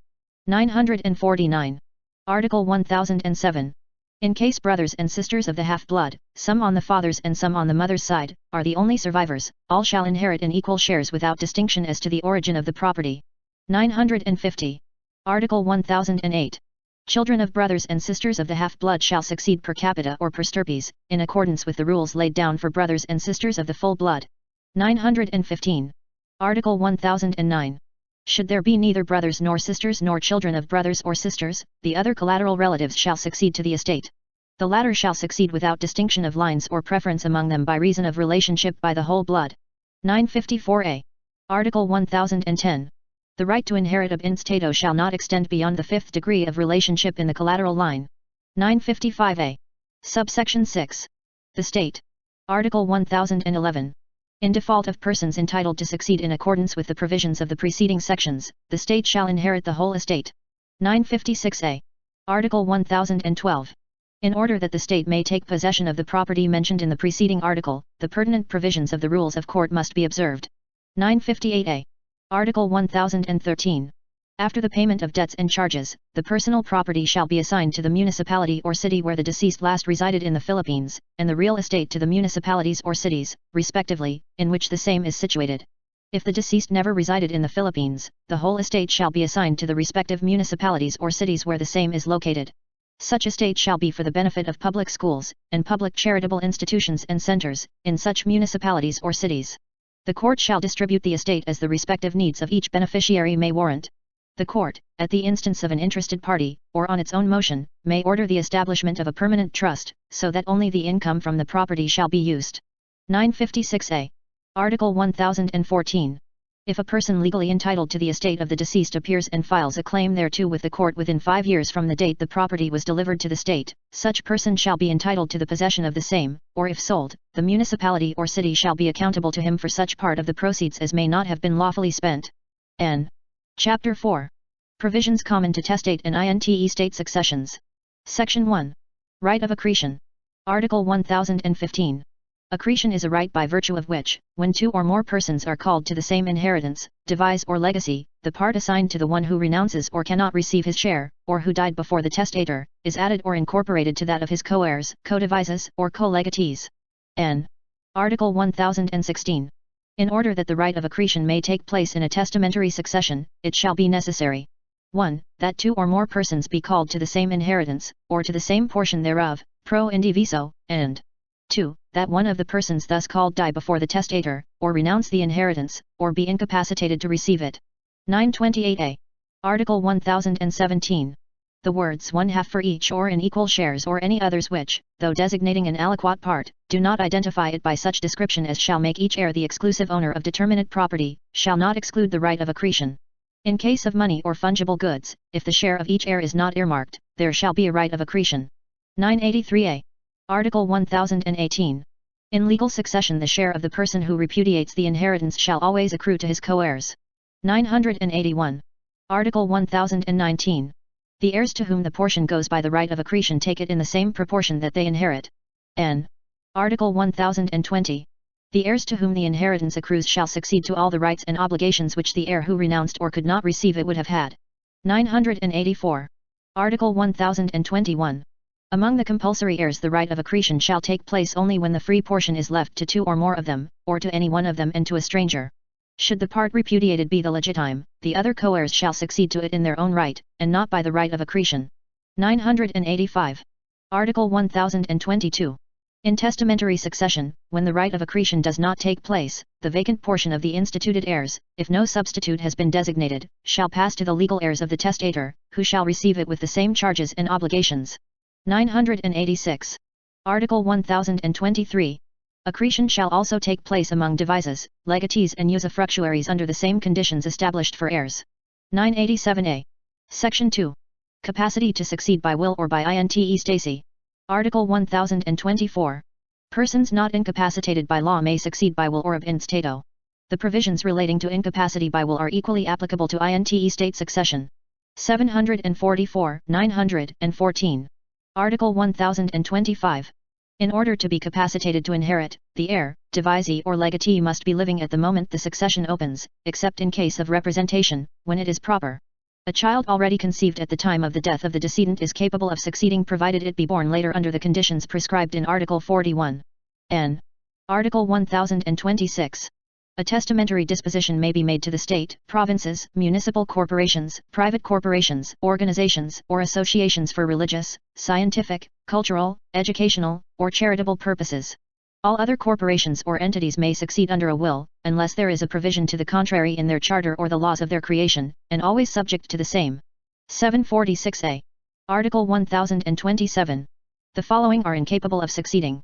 1. The priest who heard the confession of the testator during his last illness, or the minister of the gospel who extended spiritual aid to him during the same period. 2. The relatives of such priest or minister of the gospel within the 4th degree, the church, order, chapter, community, organization, or institution to which such priest or minister may belong. 3. A guardian with respect to testamentary dispositions given by a ward in his favor before the final accounts of the guardianship have been approved, even if the testator should die after the approval thereof. Nevertheless, any provision made by the ward in favor of the guardian when the latter is his ascendant, descendant, brother, sister, or spouse, shall be valid. 4. Any attesting witness to the execution of a will, the spouse, parents, or children, or anyone claiming under such witness, spouse, parents, or children. 5. Any physician, surgeon, nurse, health officer, or druggist who took care of the testator during his last illness. 6. Individuals, associations, and corporations not permitted by law to inherit. 745, 752, 753, 754a. Article 1028. The prohibitions mentioned in Article 739, concerning donations inter vivos shall apply to testamentary provisions. N. Article 1029. Should the testator dispose of the whole or part of his property for prayers and pious works for the benefit of his soul, in general terms and without specifying its application, the executor, with the court's approval shall deliver 1/2 thereof or its proceeds to the church or denomination to which the testator may belong, to be used for such prayers and pious works, and the other half to the state, for the purposes mentioned in Article 1013. 747a. Article 1030. Testamentary provisions in favor of the poor in general, without designation of particular persons or of any community, shall be deemed limited to the poor living in the domicile of the testator at the time of his death, unless it should clearly appear that his intention was otherwise. The designation of the persons who are to be considered as poor and the distribution of the property shall be made by the person appointed by the testator for the purpose, in default of such person, by the executor, and should there be no executor, by the justice of the peace, the mayor, and the municipal treasurer, who shall decide by a majority of votes all questions that may arise. In all these cases, the approval of the court of first instance shall be necessary. The preceding paragraph shall apply when the testator has disposed of his property in favor of the poor of a definite locality. 749a. Article 1031. A testamentary provision in favor of a disqualified person, even though made under the guise of an onerous contract, or made through an intermediary, shall be void. 755. Article 1032. The following are incapable of succeeding by reason of unworthiness. 1. Parents who have abandoned their children or induced their daughters to lead a corrupt or immoral life, or attempted against their virtue. 2. Any person who has been convicted of an attempt against the life of the testator, his or her spouse, descendants, or ascendants. 3. Any person who has accused the testator of a crime for which the law prescribes imprisonment for 6 years or more, if the accusation has been found groundless. 4. Any heir of full age who, having knowledge of the violent death of the testator, should fail to report it to an officer of the law within a month, unless the authorities have already taken action. This prohibition shall not apply to cases wherein, according to law, there is no obligation to make an accusation. 5. Any person convicted of adultery or concubinage with the spouse of the testator. 6. Any person who by fraud, violence, intimidation, or undue influence should cause the testator to make a will or to change one already made. 7. Any person who by the same means prevents another from making a will, or from revoking one already made, or who supplants, conceals, or alters the latter's will. 8. Any person who falsifies or forges a supposed will of the decedent. 756, 673, 674a. Article 1033. The cause of unworthiness shall be without effect if the testator had knowledge thereof at the time he made the will, or if, having known of them subsequently, he should condone them in writing. 757a. Article 1034. In order to judge the capacity of the heir, devisee, or legatee, his qualification at the time of the death of the decedent shall be the criterion. In cases falling under NOS 2, 3, or 5 of Article 1032, it shall be necessary to wait until final judgment is rendered, and in the case falling under number 4, the expiration of the month allowed for the report. If the institution, devise or legacy should be conditional, the time of the compliance with the condition shall also be considered. 758a. Article 1035. If the person excluded from the inheritance by reason of incapacity should be a child or descendant of the decedent and should have children or descendants, the latter shall acquire his right to the legitime. The person so excluded shall not enjoy the usufruct and administration of the property thus inherited by his children. 761a.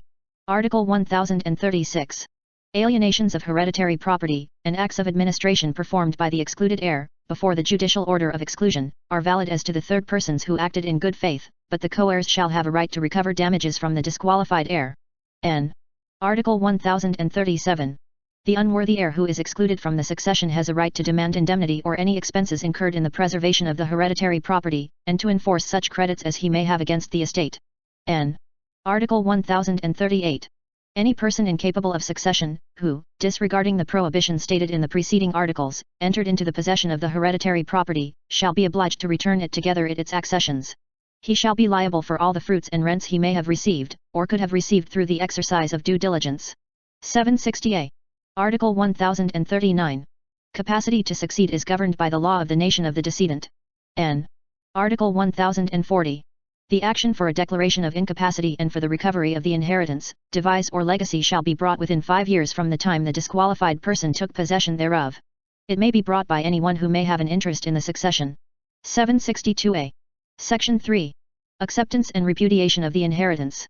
Article 1041. The acceptance or repudiation of the inheritance is an act which is purely voluntary and free. 988. Article 1042. The effects of the acceptance or repudiation shall always retroact to the moment of the death of the decedent. 989. Article 1043. No person may accept or repudiate an inheritance unless he is certain of the death of the person from whom he is to inherit, and of his right to the inheritance. 991. Article 1044. Any person having the free disposal of his property may accept or repudiate an inheritance. Any inheritance left to minors or incapacitated persons may be accepted by their parents or guardians. Parents or guardians may repudiate the inheritance left to their wards only by judicial authorization. The right to accept an inheritance left to the poor shall belong to the persons designated by the testator to determine the beneficiaries and distribute the property, or in their default, to those mentioned in Article 1030. 992a. Article 1045. The lawful representatives of corporations, associations, institutions, and entities qualified to acquire property may accept any inheritance left to the latter, but in order to repudiate it, the approval of the court shall be necessary. 993a. Article 1046.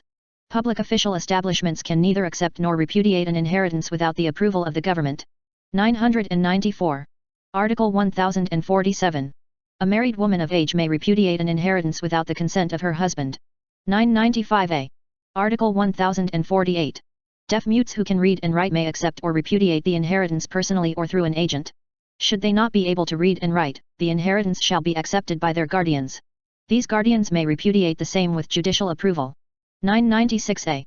Article 1049. Acceptance may be express or tacit. An express acceptance must be made in a public or private document. A tacit acceptance is one resulting from acts by which the intention to accept is necessarily implied, or which one would have no right to do except in the capacity of an heir. Acts of mere preservation or provisional administration do not imply an acceptance of the inheritance if, through such acts, the title or capacity of an heir has not been assumed. 999a. Article 1050. An inheritance is deemed accepted. 1. If the heir sells, donates, or assigns his right to a stranger, or to his co-heirs, or to any of them. 2. If the heir renounces the same, even though gratuitously, for the benefit of one or more of his co-heirs. 3. If he renounces it for a price in favor of all his co-heirs indiscriminately, but if this renunciation should be gratuitous, and the co-heirs in whose favor it is made are those upon whom the portion renounced should devolve by virtue of accretion, the inheritance shall not be deemed as accepted. 1000. Article 1051. The repudiation of an inheritance shall be made in a public or authentic instrument, or by petition presented to the court having jurisdiction over the testamentary or estate proceedings. 1008. Article 1052. If the heir repudiates the inheritance to the prejudice of his own creditors, the latter may petition the court to authorize them to accept it in the name of the heir. The acceptance shall benefit the creditors only to an extent sufficient to cover the amount of their credits. The excess, should there be any, shall in no case pertain to the renouncer, but shall be adjudicated to the persons to whom, in accordance with the rules established in this code, it may belong. 1001. Article 1053. If the heir should die without having accepted or repudiated the inheritance, his right shall be transmitted to his heirs. 1006. Article 1054. Should there be several heirs called to the inheritance, some of them may accept and the others may repudiate it. 1007a. Article 1055. If a person, who is called to the same inheritance as an heir by will and ab instato, repudiates the inheritance in his capacity as a testamentary heir, he is understood to have repudiated it in both capacities. Should he repudiate it as an estate heir, without knowledge of his being a testamentary heir, he may still accept it in the latter capacity. 1009. Article 1056. The acceptance or repudiation of an inheritance, once made, is irrevocable, and cannot be impugned, except when it was made through any of the causes that vitiate consent, or when an unknown will appears. 997. Article 1057. Within 30 days after the court has issued an order for the distribution of the estate in accordance with the rules of court, the heirs, devises and legatees shall signify to the court having jurisdiction whether they accept or repudiate the inheritance. If they do not do so within that time, they are deemed to have accepted the inheritance. N. Section 4. Executors and Administrators. Article 1058. All matters relating to the appointment, powers, and duties of executors and administrators and concerning the administration of estates of deceased persons shall be governed by the rules of court. N. Article 1059. If the assets of the estate of a decedent which can be applied to the payment of debts are not sufficient for that purpose, the provisions of Articles 2239 to 2251 on preference of credits shall be observed, provided that the expenses referred to in Article 2244, Number 8, shall be those involved in the administration of the decedent's estate. N. Article 1060. A corporation or association authorized to conduct the business of a trust company in the Philippines may be appointed as an executor, administrator, guardian of an estate, or trustee, in like manner as an individual, but it shall not be appointed guardian of the person of award. N. Section 5. Collation. Article 1061. Every compulsory heir, who succeeds with other compulsory heirs, must bring into the mass of the estate any property or right which he may have received from the decedent, during the lifetime of the latter, by way of donation, or any other gratuitous title, in order that it may be computed in the determination of the legitime of each heir, and in the account of the partition. 1035a. Article 1062. Collation shall not take place among compulsory heirs if the donor should have so expressly provided, or if the donee should repudiate the inheritance, unless the donation should be reduced as in officious. 1036. Article 1063. Property left by will is not deemed subject to collation, if the testator has not otherwise provided, but the legitime shall in any case remain unimpaired. 1037. Article 1064. When the grandchildren, who survive with their uncles, aunts, or cousins, inherit from their grandparents in representation of their father or mother, they shall bring to collation all that their parents, if alive, would have been obliged to bring, even though such grandchildren have not inherited the property. They shall also bring to collation all that they may have received from the decedent during his lifetime, unless the testator has provided otherwise, in which case his wishes must be respected, if the legitime of the co-heirs is not prejudiced. 1038. Article 1065. Parents are not obliged to bring to collation in the inheritance of their ascendants any property which may have been donated by the latter to their children. 1039. Article 1066. Neither shall donations to the spouse of the child be brought to collation, but if they have been given by the parent to the spouses jointly, the child shall be obliged to bring to collation one half of the thing donated. 1040.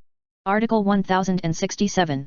Expenses for support, education, medical attendance, even in extraordinary illness, apprenticeship, ordinary equipment, or customary gifts are not subject to collation. 1041. Article 1068. Expenses incurred by the parents in giving their children a professional, vocational, or other career shall not be brought to collation unless the parents so provide, or unless they impair the legitime, but when their collation is required, the sum which the child would have spent if he had lived in the house and company of his parents shall be deducted therefrom. 1042a. Article 1069. Any sums paid by a parent in satisfaction of the debts of his children, election expenses, fines, and similar expenses shall be brought to collation. 1043a. Article 1070. Wedding gifts by parents and ascendants consisting of jewelry, clothing, and outfit, shall not be reduced as inofficious except insofar as they may exceed 1/10 of the sum which is disposable by will. 1044. Article 1071. The same things donated are not to be brought to collation and partition, but only their value at the time of the donation, even though their just value may not then have been assessed. Their subsequent increase or deterioration and even their total loss or destruction, be it accidental or culpable, shall be for the benefit or account and risk of the donee. 1045a. Article 1072. In the collation of a donation made by both parents, one half shall be brought to the inheritance of the father, and the other half, to that of the mother. That given by one alone shall be brought to collation in his or her inheritance. 1046a. Article 1073. The donee's share of the estate shall be reduced by an amount equal to that already received by him, and his co-heirs shall receive an equivalent, as much as possible, in property of the same nature, class, and quality. 1047. Article 1074. Should the provisions of the preceding article be impracticable, if the property donated was immovable, the co-heirs shall be entitled to receive its equivalent in cash or securities, at the rate of quotation, and should there be neither cash or marketable securities in the estate, so much of the other property as may be necessary shall be sold at public auction. If the property donated was movable, the co-heirs shall only have a right to select an equivalent of other personal property of the inheritance at its just price. 1048. Article 1075. The fruits and interest of the property subject to collation shall not pertain to the estate except from the day on which the succession is opened. For the purpose of ascertaining their amount, the fruits and interest of the property of the estate of the same kind and quality as that subject to collation shall be made the standard of assessment. 1049. Article 1076. The co-heirs are bound to reimburse to the donee the necessary expenses which he has incurred for the preservation of the property donated to him, though they may not have augmented its value. The donee who collates in kind an immovable which has been given to him must be reimbursed by his co-heirs for the improvements which have increased the value of the property, and which exist at the time the partition if effected. As to works made on the estate for the mere pleasure of the donee, no reimbursement is due him for them. He has, however, the right to remove them, if he can do so without injuring the estate. N. Article 1077. Should any question arise among the co-heirs upon the obligation to bring to collation or as to the things which are subject to collation, the distribution of the estate shall not be interrupted for this reason, provided adequate security is given. 1050. Section 6. Partition and distribution of the estate. Subsection 1. Partition. Article 1078. Where there are two or more heirs, the whole estate of the decedent is, before its partition, owned in common by such heirs, subject to the payment of debts of the deceased. N. Article 1079. Partition, in general, is the separation, division, and assignment of a thing held in common among those to whom it may belong. The thing itself may be divided, or its value. N. Article 1080. Should a person make partition of his estate by an act inter vivos, or by will, such partition shall be respected, insofar as it does not prejudice the legitime of the compulsory heirs. A parent who, in the interest of his or her family, desires to keep any agricultural, industrial, or manufacturing enterprise intact, may avail himself of the right granted him in this article, by ordering that the legitime of the other children to whom the property is not assigned, be paid in cash. 1056a.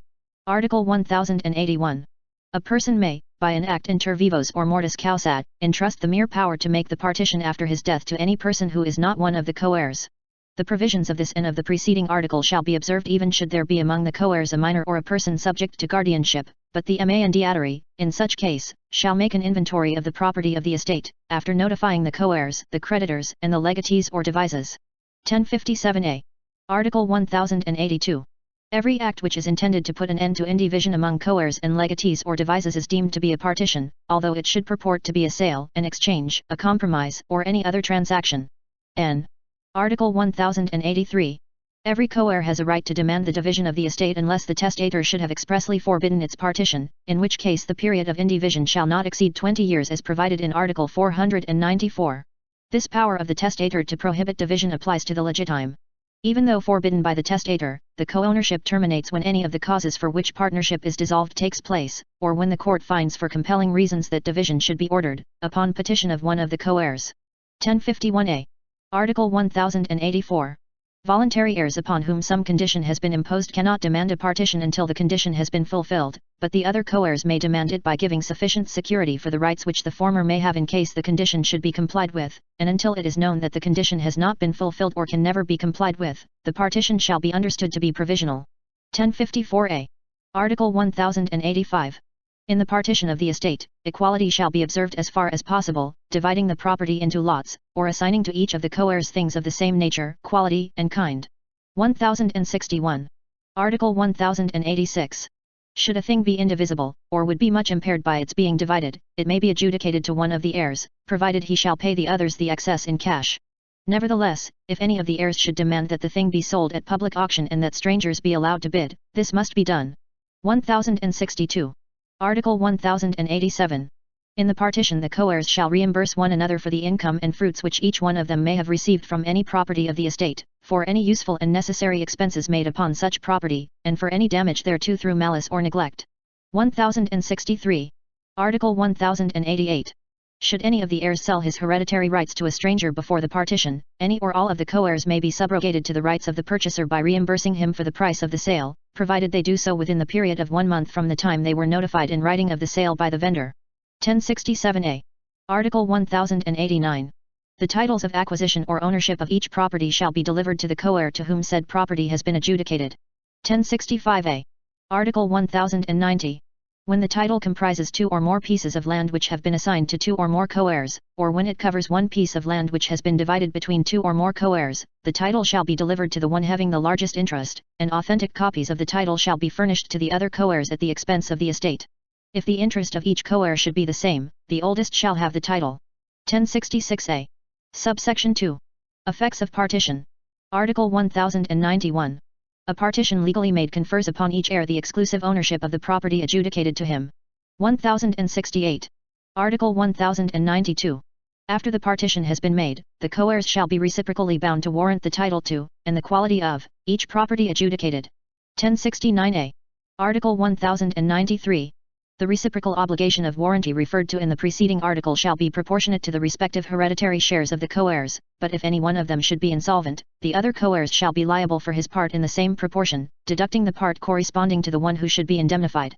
Those who pay for the insolvent heir shall have a right of action against him for reimbursement, should his financial condition improve. 1071.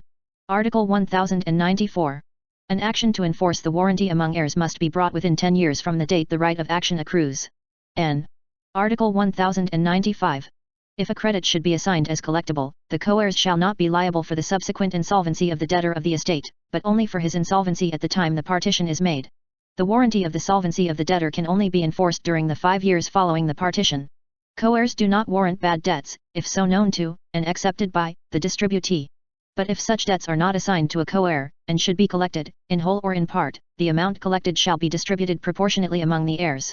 1072a. Article 1096. The obligation of warranty among co-heirs shall cease in the following cases.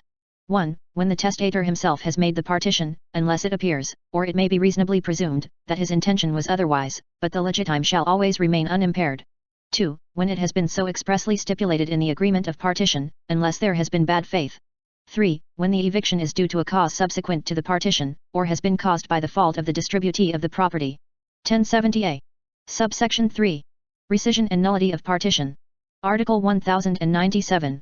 A partition may be rescinded or annulled for the same causes as contracts. 1073a. Article 1098. A partition, judicial or extrajudicial, may also be rescinded on account of lesion, when any one of the co-heirs received things whose value is less, by at least 1/4, than the share to which he is entitled, considering the value of the things at the time they were adjudicated. 1074a. Article 1099. The partition made by the testator cannot be impugned on the ground of lesion, except when the legitime of the compulsory heirs is thereby prejudiced, or when it appears or may reasonably be presumed, that the intention of the testator was otherwise. 1075. Article 1100. The action for rescission on account of lesion shall prescribe after 4 years from the time the partition was made. 1076. Article 1101. The heir who is sued shall have the option of indemnifying the plaintiff for the loss, or consenting to a new partition. Indemnity may be made by payment in cash or by the delivery of a thing of the same kind and quality as that awarded to the plaintiff. If a new partition is made, it shall affect neither those who have not been prejudiced nor those have not received more than their just share. 1077a. Article 1102. An heir who has alienated the whole or a considerable part of the real property adjudicated to him cannot maintain an action for rescission on the ground of lesion, but he shall have a right to be indemnified in cash. 1078a. Article 1103. The omission of one or more objects or securities of the inheritance shall not cause the rescission of the partition on the ground of lesion, but the partition shall be completed by the distribution of the objects or securities which have been omitted. 1079a. Article 1104. A partition made with preterition of any of the compulsory heirs shall not be rescinded, unless it be proved that there was bad faith or fraud on the part of the other persons interested, but the latter shall be proportionately obliged to pay to the person omitted the share which belongs to him. 1080. Article 1105. A partition which includes a person believed to be an heir, but who is not, shall be void only with respect to such person. 1081a. Title V. Prescription. Chapter 1. General Provisions. Article 1106. By prescription, one acquires ownership and other real rights through the lapse of time in the manner and under the conditions laid down by law. In the same way, rights and conditions are lost by prescription. 1930a. Article 1107. Persons who are capable of acquiring property or rights by the other legal modes may acquire the same by means of prescription. Minors and other incapacitated persons may acquire property or rights by prescription, either personally or through their parents, guardians, or legal representatives. 1931a. Article 1108. Prescription, both acquisitive and extinctive, runs against 1. Minors and other incapacitated persons who have parents, guardians, or other legal representatives. 2. Absentees who have administrators, either appointed by them before their disappearance, or appointed by the courts. 3. Persons living abroad, who have managers or administrators. 4. Juridical persons, except the state and its subdivisions. Persons who are disqualified from administering their property have a right to claim damages from their legal representatives whose negligence has been the cause of prescription. 1932a. Article 1109.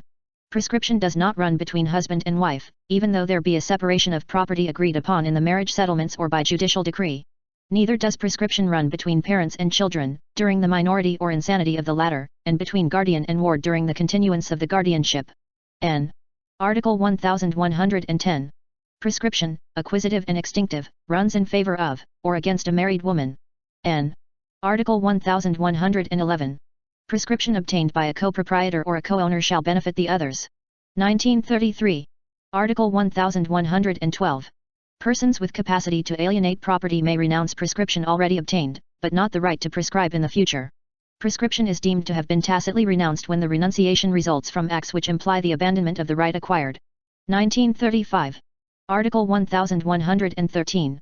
All things which are within the commerce of men are susceptible of prescription, unless otherwise provided. Property of the state or any of its subdivisions not patrimonial in character shall not be the object of prescription. 1936a. Article 1114. Creditors and all other persons interested in making the prescription effective may avail themselves thereof notwithstanding the express or tacit renunciation by the debtor or proprietor. 1937. Article 1115. The provisions of the present title are understood to be without prejudice to what in this code or in special laws is established with respect to specific cases of prescription. 1938. Article 1116. Prescription already running before the effectivity of this code shall be governed by laws previously in force, but if since the time this code took effect the entire period herein required for prescription should elapse, the present code shall be applicable, even though by the former laws a longer period might be required. 1939. Chapter 2. Prescription of ownership and other real rights. Article 1117. Acquisitive prescription of dominion and other real rights may be ordinary or extraordinary. Ordinary acquisitive prescription requires possession of things in good faith and with just title for the time fixed by law. 1940a. Article 1118. Possession has to be in the concept of an owner, public, peaceful and uninterrupted. 1941. Article 1119. Acts of possessory character executed in virtue of license or by mere tolerance of the owner shall not be available for the purposes of possession. 1942. Article 1120. Possession is interrupted for the purposes of prescription, naturally or civilly. 1943. Article 1121. Possession is naturally interrupted when through any cause it should cease for more than 1 year. The old possession is not revived if a new possession should be exercised by the same adverse claimant. 1944a. Article 1122. If the natural interruption is for only 1 year or less, the time elapsed shall be counted in favor of the prescription. N. Article 1123. Civil interruption is produced by judicial summons to the possessor. 1945a. Article 1124. Judicial summons shall be deemed not to have been issued and shall not give rise to interruption. 1. If it should be void for lack of legal solemnities. 2. If the plaintiff should desist from the complaint or should allow the proceedings to lapse. 3. If the possessor should be absolved from the complaint. In all these cases, the period of the interruption shall be counted for the prescription. 1946a. Article 1125. Any express or tacit recognition which the possessor may make of the owner's right also interrupts possession. 1948. Article 1126. Against a title recorded in the Registry of Property, ordinary prescription of ownership or real rights shall not take place to the prejudice of a third person, except in virtue of another title also recorded, and the time shall begin to run from the recording of the latter. As to lands registered under the Land Registration Act, the provisions of that special law shall govern. 1949a. Article 1127. The good faith of the possessor consists in the reasonable belief that the person from whom he received the thing was the owner thereof, and could transmit his ownership. 1950a. Article 1128. The conditions of good faith required for possession in Articles 526, 527, 528, and 529 of this code are likewise necessary for the determination of good faith in the prescription of ownership and other real rights. 1951. Article 1129. For the purposes of prescription, there is just title when the adverse claimant came into possession of the property through one of the modes recognized by law for the acquisition of ownership or other real rights, but the grantor was not the owner or could not transmit any right. N. Article 1130. The title for prescription must be true and valid. 1953. Article 1131. For the purposes of prescription, just title must be proved, it is never presumed. 1954a. Article 1132. The ownership of movables prescribes through uninterrupted possession for 4 years in good faith. The ownership of personal property also prescribes through uninterrupted possession for 8 years, without need of any other condition. With regard to the right of the owner to recover personal property lost or of which he has been illegally deprived, as well as with respect to movables acquired in a public sale, fair, or market, or from a merchant's store, the provisions of Articles 559 and 1505 of this code shall be observed. 1955a. Article 1133. Movables possessed through a crime can never be acquired through prescription by the offender. 1956a. Article 1134. Ownership and other real rights over immovable property are acquired by ordinary prescription through possession of 10 years. 1957a. Article 1135. In case the adverse claimant possesses by mistake an area greater, or less than that expressed in his title, prescription shall be based on the possession. N. Article 1136. Possession in wartime, when the civil courts are not open, shall not be counted in favor of the adverse claimant. N.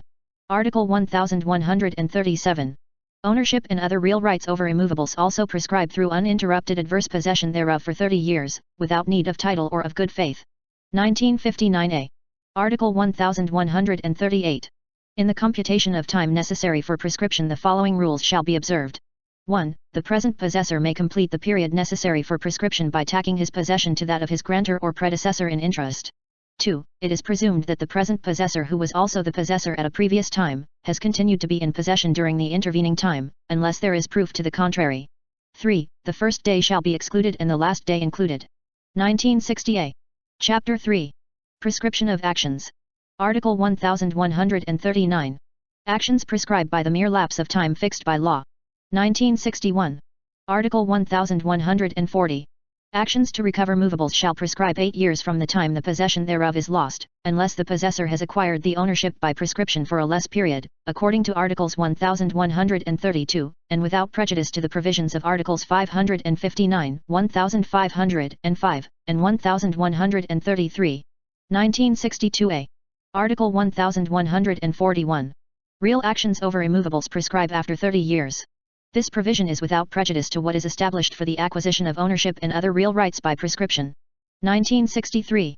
Article 1142. A mortgage action prescribes after 10 years. 1964a. Article 1143. The following rights, among others specified elsewhere in this code, are not extinguished by prescription. 1. To demand a right of way, regulated in Article 649. 2. To bring an action to abate a public or private nuisance. N. Article 1144. The following actions must be brought within 10 years from the time the right of action accrues. 1. Upon a written contract. 2. Upon an obligation created by law. 3. Upon a judgment. N. Article 1145. The following actions must be commenced within 6 years. 1. Upon an oral contract. 2. Upon a quasi-contract. N. Article 1146. The following actions must be instituted within 4 years. 1. Upon an injury to the rights of the plaintiff. 2. Upon a quasi-delict. However, when the action arises from or out of any act, activity, or conduct of any public officer involving the exercise of powers or authority arising from martial law, including the arrest, detention and/or trial of the plaintiff, the same must be brought within 1 year. As amended by PD number 1755, December 24, 1980. Article 1147. The following actions must be filed within 1 year. 1. For forcible entry and detainer. 2. For defamation. N. Article 1148. The limitations of action mentioned in Articles 1140 to 1142 and 1144 to 1147 are without prejudice to those specified in other parts of this code, in the Code of Commerce, and in special laws. N. Article 1149. All other actions whose periods are not fixed in this code or in other laws must be brought within 5 years from the time the right of action accrues. N. Article 1150. The time for prescription for all kinds of actions, when there is no special provision which ordains otherwise, shall be counted from the day they may be brought. 1969. Article 1151. The time for the prescription of actions which have for their object the enforcement of obligations to pay principal with interest or annuity runs from the last payment of the annuity or of the interest. 1970a. Article 1152. The period for prescription of actions to demand the fulfillment of obligation declared by a judgment commences from the time the judgment became final. 1971. Article 1153. The period for prescription of actions to demand accounting runs from the day the persons who should render the same cease in their functions. The period for the action arising from the result of the accounting runs from the date when said result was recognized by agreement of the interested parties. 1972. Article 1154. The period during which the obligee was prevented by a fortuitous event from enforcing his right is not reckoned against him. N. Article 1155. The prescription of actions is interrupted when they are filed before the court, when there is a written extrajudicial demand by the creditors, and when there is any written acknowledgement of the debt by the debtor. 1973a. Book 4. Obligations and Contracts. Title I. Obligations. Chapter 1. General Provisions. Article 1156. An obligation is a juridical necessity to give, to do, or not to do. N. Article 1157. Obligations arise from 1. Law. 2. Contracts. 3. Quasi-contracts.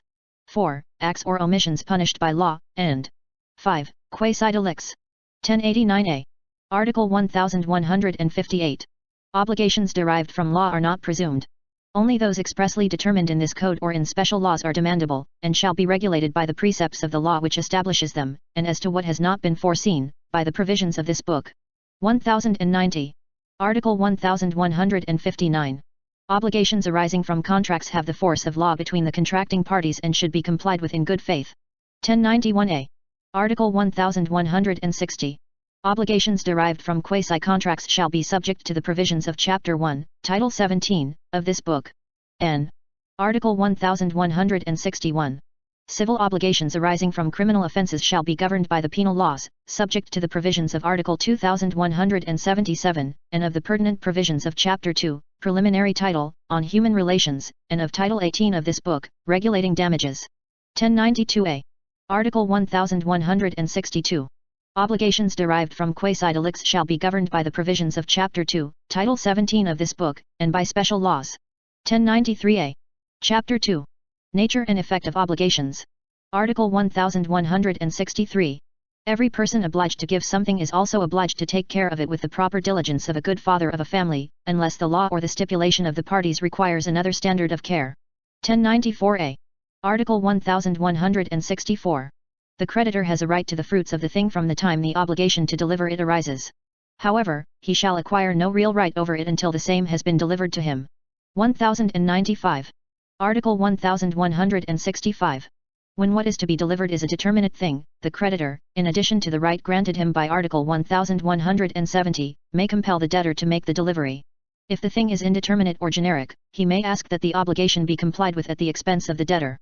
If the obliger delays, or has promised to deliver the same thing to two or more persons who do not have the same interest, he shall be responsible for any fortuitous event until he has effected the delivery. 1096. Article 1166. The obligation to give a determinate thing includes that of delivering all its accessions and accessories, even though they may not have been mentioned. 1097a. Article 1167. If a person obliged to do something fails to do it, the same shall be executed at his cost. This same rule shall be observed if he does it in contravention of the tenor of the obligation. Furthermore, it may be decreed that what has been poorly done be undone. 1098. Article 1168. When the obligation consists in not doing, and the obliger does what has been forbidden him, it shall also be undone at his expense. 1099a. Article 1169. Those obliged to deliver or to do something incur in delay from the time the obligee judicially or extrajudicially demands from them the fulfillment of their obligation. However, the demand by the creditor shall not be necessary in order that delay may exist.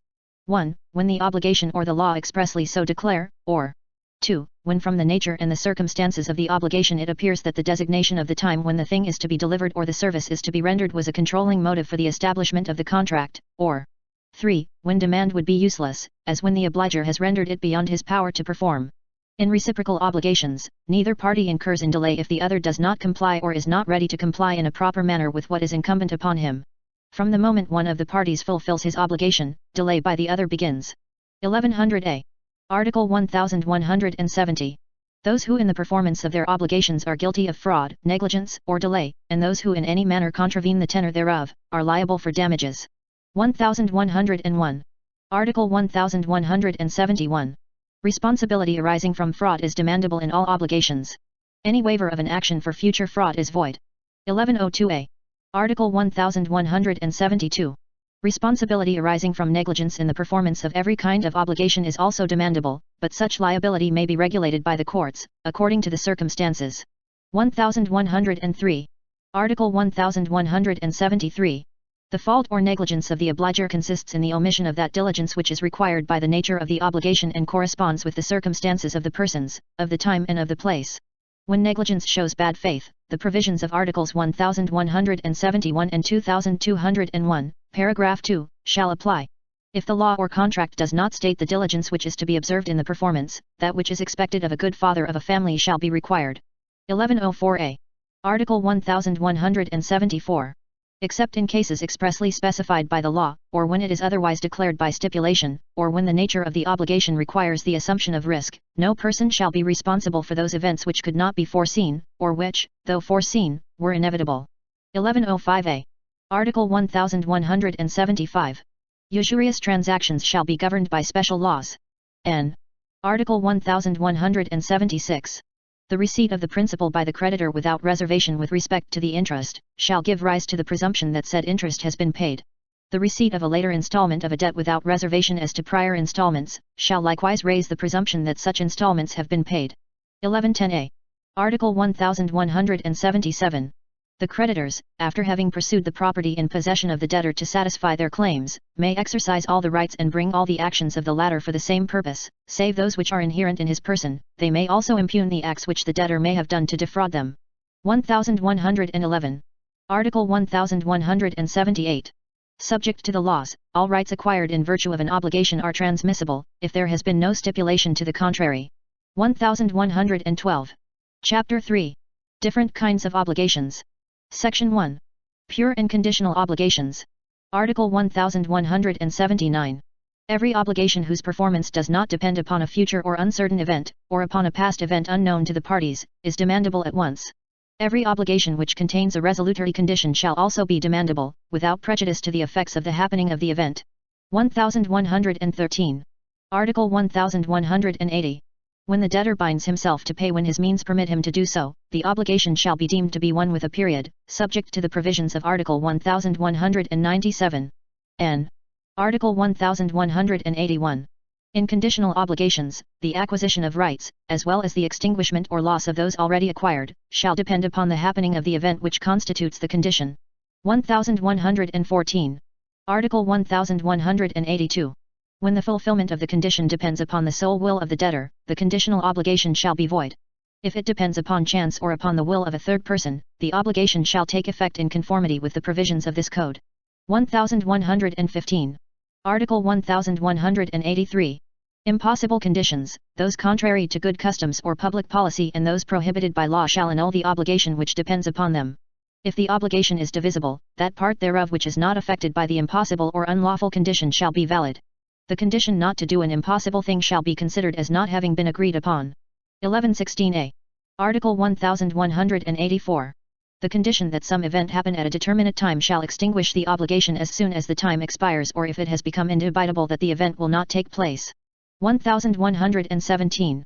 Article 1185. The condition that some event will not happen at a determinate time shall render the obligation effective from the moment the time indicated has elapsed, or if it has become evident that the event cannot occur. If no time has been fixed, the condition shall be deemed fulfilled at such time as may have probably been contemplated, bearing in mind the nature of the obligation. 1118. Article 1186. The condition shall be deemed fulfilled when the obliger voluntarily prevents its fulfillment. 1119. Article 1187. The effects of a conditional obligation to give, once the condition has been fulfilled, shall retroact to the day of the constitution of the obligation. Nevertheless, when the obligation imposes reciprocal prestations upon the parties, the fruits and interests during the pendency of the condition shall be deemed to have been mutually compensated. If the obligation is unilateral, the debtor shall appropriate the fruits and interests received, unless from the nature and circumstances of the obligation it should be inferred that the intention of the person constituting the same was different. In obligations to do and not to do, the courts shall determine, in each case, the retroactive effect of the condition that has been complied with. 1120. Article 1188. The creditor may, before the fulfillment of the condition, bring the appropriate actions for the preservation of his right. The debtor may recover what during the same time he has paid by mistake in case of a suspensive condition. 1121a. Article 1189. When the conditions have been imposed with the intention of suspending the efficacy of an obligation to give, the following rules shall be observed in case of the improvement, loss, or deterioration of the thing during the pendency of the condition. 1. If the thing is lost without the fault of the debtor, the obligation shall be extinguished. 2. If the thing is lost through the fault of the debtor, he shall be obliged to pay damages. It is understood that the thing is lost when it perishes, or goes out of commerce, or disappears in such a way that its existence is unknown or it cannot be recovered. 3. When the thing deteriorates without the fault of the debtor, the impairment is to be borne by the creditor. 4. If it deteriorates through the fault of the debtor, the creditor may choose between the rescission of the obligation and its fulfillment, with indemnity for damages in either case. 5. If the thing is improved by its nature, or by time, the improvement shall inure to the benefit of the creditor. 6. If it is improved at the expense of the debtor, he shall have no other right than that granted to the usufructuary. 1122. Article 1190. When the conditions have for their purpose the extinguishment of an obligation to give, the parties, upon the fulfillment of said conditions, shall return to each other what they have received. In case of the loss, deterioration, or improvement of the thing, the provisions which, with respect to the debtor, are laid down in the preceding article shall be applied to the party who is bound to return. As for the obligations to do and not to do, the provisions of the second paragraph of Article 1187 shall be observed as regards the effect of the extinguishment of the obligation. 1123. Article 1191. The power to rescind obligations is implied in reciprocal ones, in case one of the obligers should not comply with what is incumbent upon him. The injured party may choose between the fulfillment and the rescission of the obligation, with the payment of damages in either case. He may also seek rescission, even after he has chosen fulfillment, if the latter should become impossible. The court shall decree the rescission claimed, unless there be just cause authorizing the fixing of a period. This is understood to be without prejudice to the rights of third persons who have acquired the thing, in accordance with Articles 1385 and 1388 in the Mortgage Law. 1124. Article 1192. In case both parties have committed a breach of the obligation, the liability of the first infractor shall be equitably tempered by the courts. If it cannot be determined which of the parties first violated the contract, the same shall be deemed extinguished, and each shall bear his own damages. N. Section 2. Obligations with a period. Article 1193. Obligations for whose fulfillment a day certain has been fixed, shall be demandable only when that day comes. Obligations with a resolutory period take effect at once, but terminate upon arrival of the day certain. A day certain is understood to be that which must necessarily come, although it may not be known when. If the uncertainty consists in whether the day will come or not, the obligation is conditional, and it shall be regulated by the rules of the preceding section. 1125a. Article 1194. In case of loss, deterioration, or improvement of the thing before the arrival of the day certain, the rules in Article 1189 shall be observed. N. Article 1195. Anything paid or delivered before the arrival of the period, the obliger being unaware of the period or believing that the obligation has become due and demandable, may be recovered, with the fruits and interests. 1126a.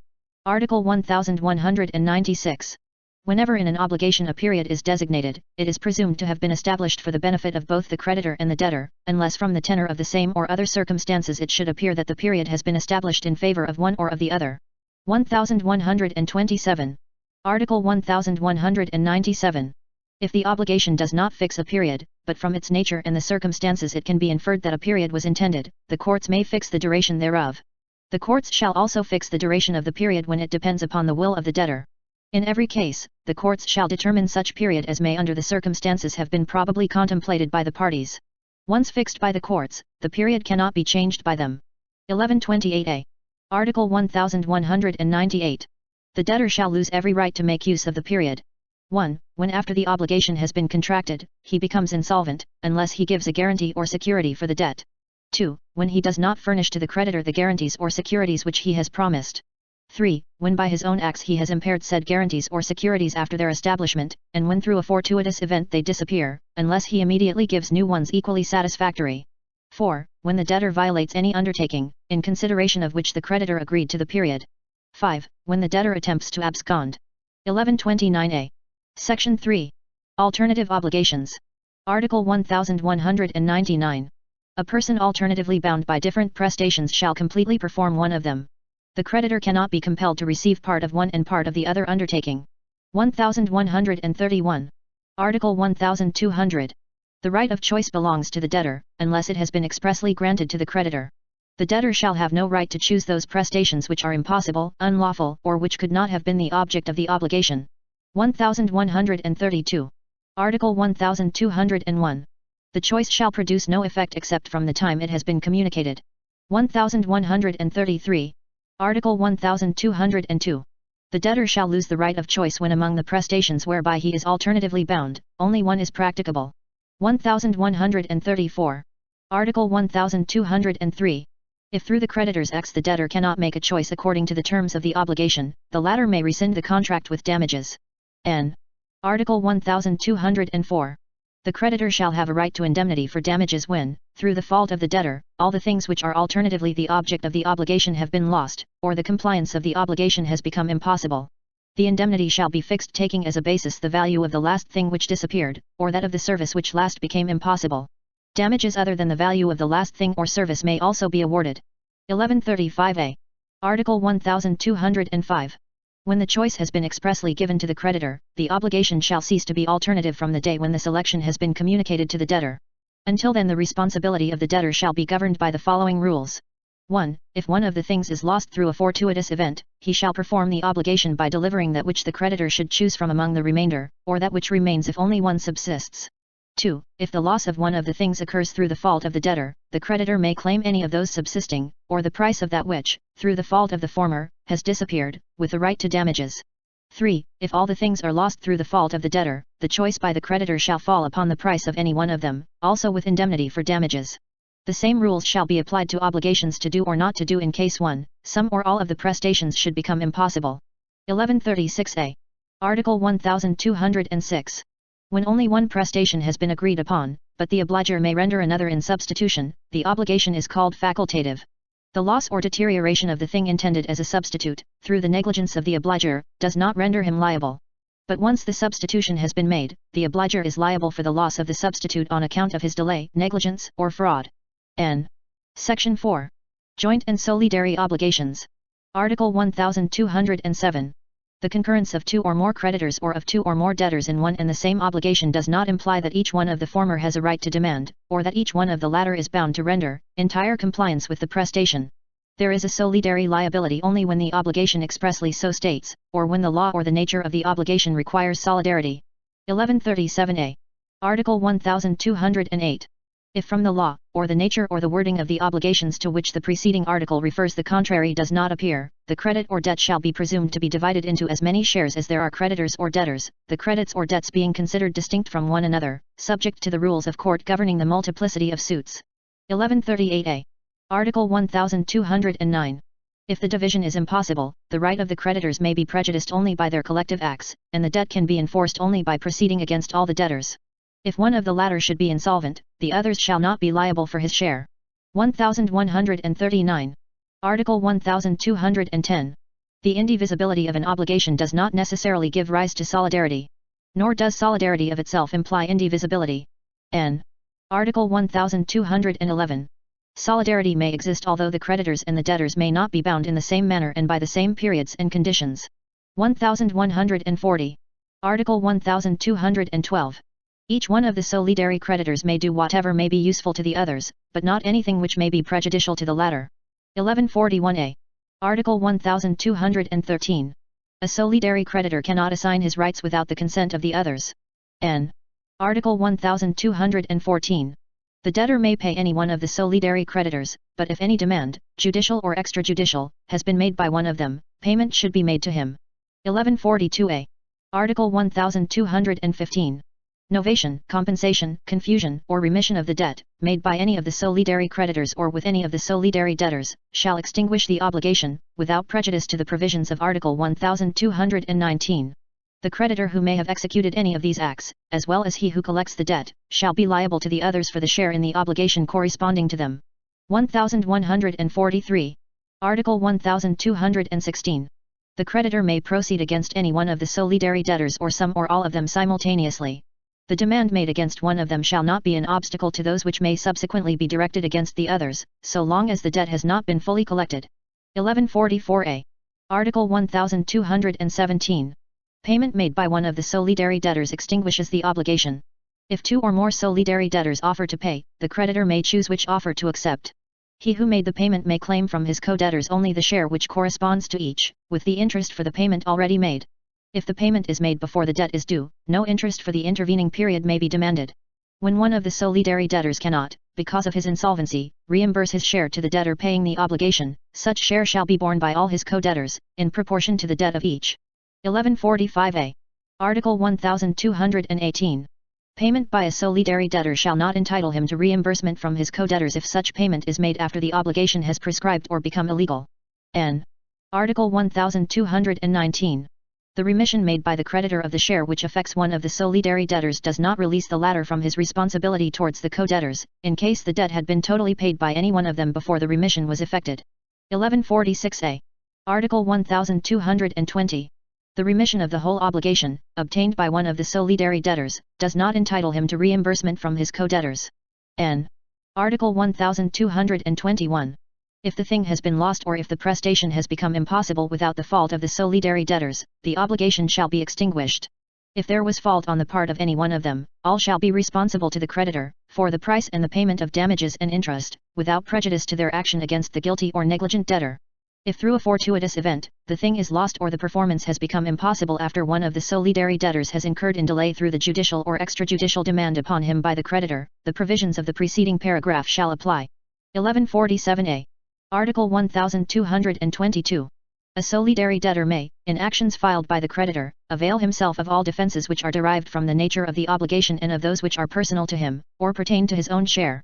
With respect to those which personally belong to the others, he may avail himself thereof only as regards that part of the debt for which the latter are responsible. 1148a. Section 5. Divisible and indivisible obligations. Article 1223. The divisibility or indivisibility of the things that are the object of obligations in which there is only one debtor and only one creditor does not alter or modify the provisions of Chapter 2 of this title. 1149.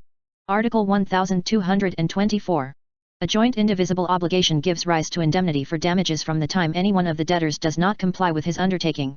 The debtors who may have been ready to fulfill their promises shall not contribute to the indemnity beyond the corresponding portion of the price of the thing or of the value of the service in which the obligation consists. 1150. Article 1225. For the purposes of the preceding articles, obligations to give definite things and those which are not susceptible of partial performance shall be deemed to be indivisible. When the obligation has for its object the execution of a certain number of days of work, the accomplishment of work by metrical units, or analogous things which by their nature are susceptible of partial performance, it shall be divisible. However, even though the object or service may be physically divisible, an obligation is indivisible if so provided by law or intended by the parties. In obligations not to do, divisibility or indivisibility shall be determined by the character of the prestation in each particular case. 1151a. Section 6. Obligations with a penal clause. Article 1226. In obligations with a penal clause, the penalty shall substitute the indemnity for damages and the payment of interests in case of non-compliance, if there is no stipulation to the contrary. Nevertheless, damages shall be paid if the obliger refuses to pay the penalty or is guilty of fraud in the fulfillment of the obligation. The penalty may be enforced only when it is demandable in accordance with the provisions of this code. 1152a. Article 1227. The debtor cannot exempt himself from the performance of the obligation by paying the penalty, save in the case where this right has been expressly reserved for him. Neither can the creditor demand the fulfillment of the obligation and the satisfaction of the penalty at the same time, unless this right has been clearly granted him. However, if after the creditor has decided to require the fulfillment of the obligation, the performance thereof should become impossible without his fault, the penalty may be enforced. 1153a. Article 1228. Proof of actual damages suffered by the creditor is not necessary in order that the penalty may be demanded. N. Article 1229. The judge shall equitably reduce the penalty when the principal obligation has been partly or irregularly complied with by the debtor. Even if there has been no performance, the penalty may also be reduced by the courts if it is iniquitous or unconscionable. 1154a. Article 1230. The nullity of the penal clause does not carry with it that of the principal obligation. The nullity of the principal obligation carries with it that of the penal clause. 1155. Chapter 4. Extinguishment of obligations. General provisions. Article 1231. Obligations are extinguished. 1. By payment or performance. 2. By the loss of the thing due. 3. By the condonation or remission of the debt. 4. By the confusion or merger of the rights of creditor and debtor. 5. By compensation. 6. By novation. Other causes of extinguishment of obligations, such as annulment, rescission, fulfillment of a resolutory condition, and prescription, are governed elsewhere in this code. 1156a. Section 1. Payment or performance.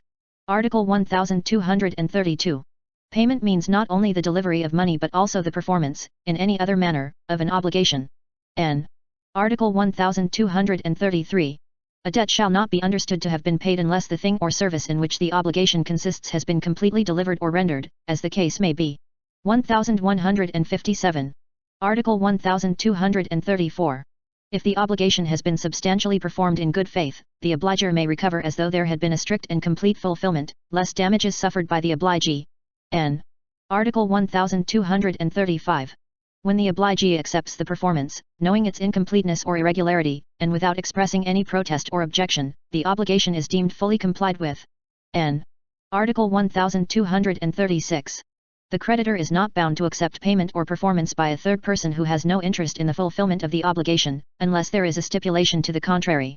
Whoever pays for another may demand from the debtor what he has paid, except that if he paid without the knowledge or against the will of the debtor, he can recover only insofar as the payment has been beneficial to the debtor. 1158a.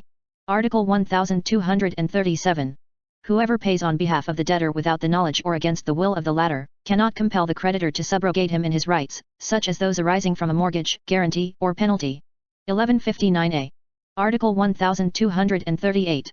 Payment made by a third person who does not intend to be reimbursed by the debtor is deemed to be a donation, which requires the debtor's consent.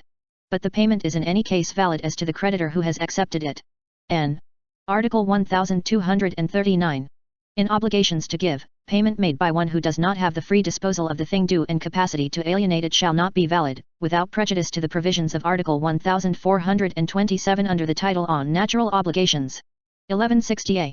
Article 1240. Payment shall be made to the person in whose favor the obligation has been constituted, or his successor in interest, or any person authorized to receive it. 1162a. Article 1241. Payment to a person who is incapacitated to administer his property shall be valid if he has kept the thing delivered, or insofar as the payment has been beneficial to him.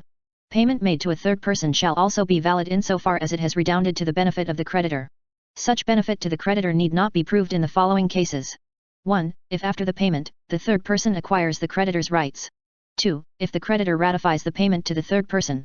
3. If by the creditor's conduct, the debtor has been led to believe that the third person had authority to receive the payment. 1163a. Article 1242. Payment made in good faith to any person in possession of the credit shall release the debtor. 1164. Article 1243. Payment made to the creditor by the debtor after the latter has been judicially ordered to retain the debt shall not be valid. 1165. Article 1244. The debtor of a thing cannot compel the creditor to receive a different one, although the latter may be of the same value as, or more valuable than that which is due. In obligations to do or not to do, an act or forbearance cannot be substituted by another act or forbearance against the obligee's will. 1166a. Article 1245. In payment, whereby property is alienated to the creditor in satisfaction of a debt in money, shall be governed by the law of sales. N. Article 1246. When the obligation consists in the delivery of an indeterminate or generic thing, whose quality and circumstances have not been stated, the creditor cannot demand a thing of superior quality. Neither can the debtor deliver a thing of inferior quality. The purpose of the obligation and other circumstances shall be taken into consideration.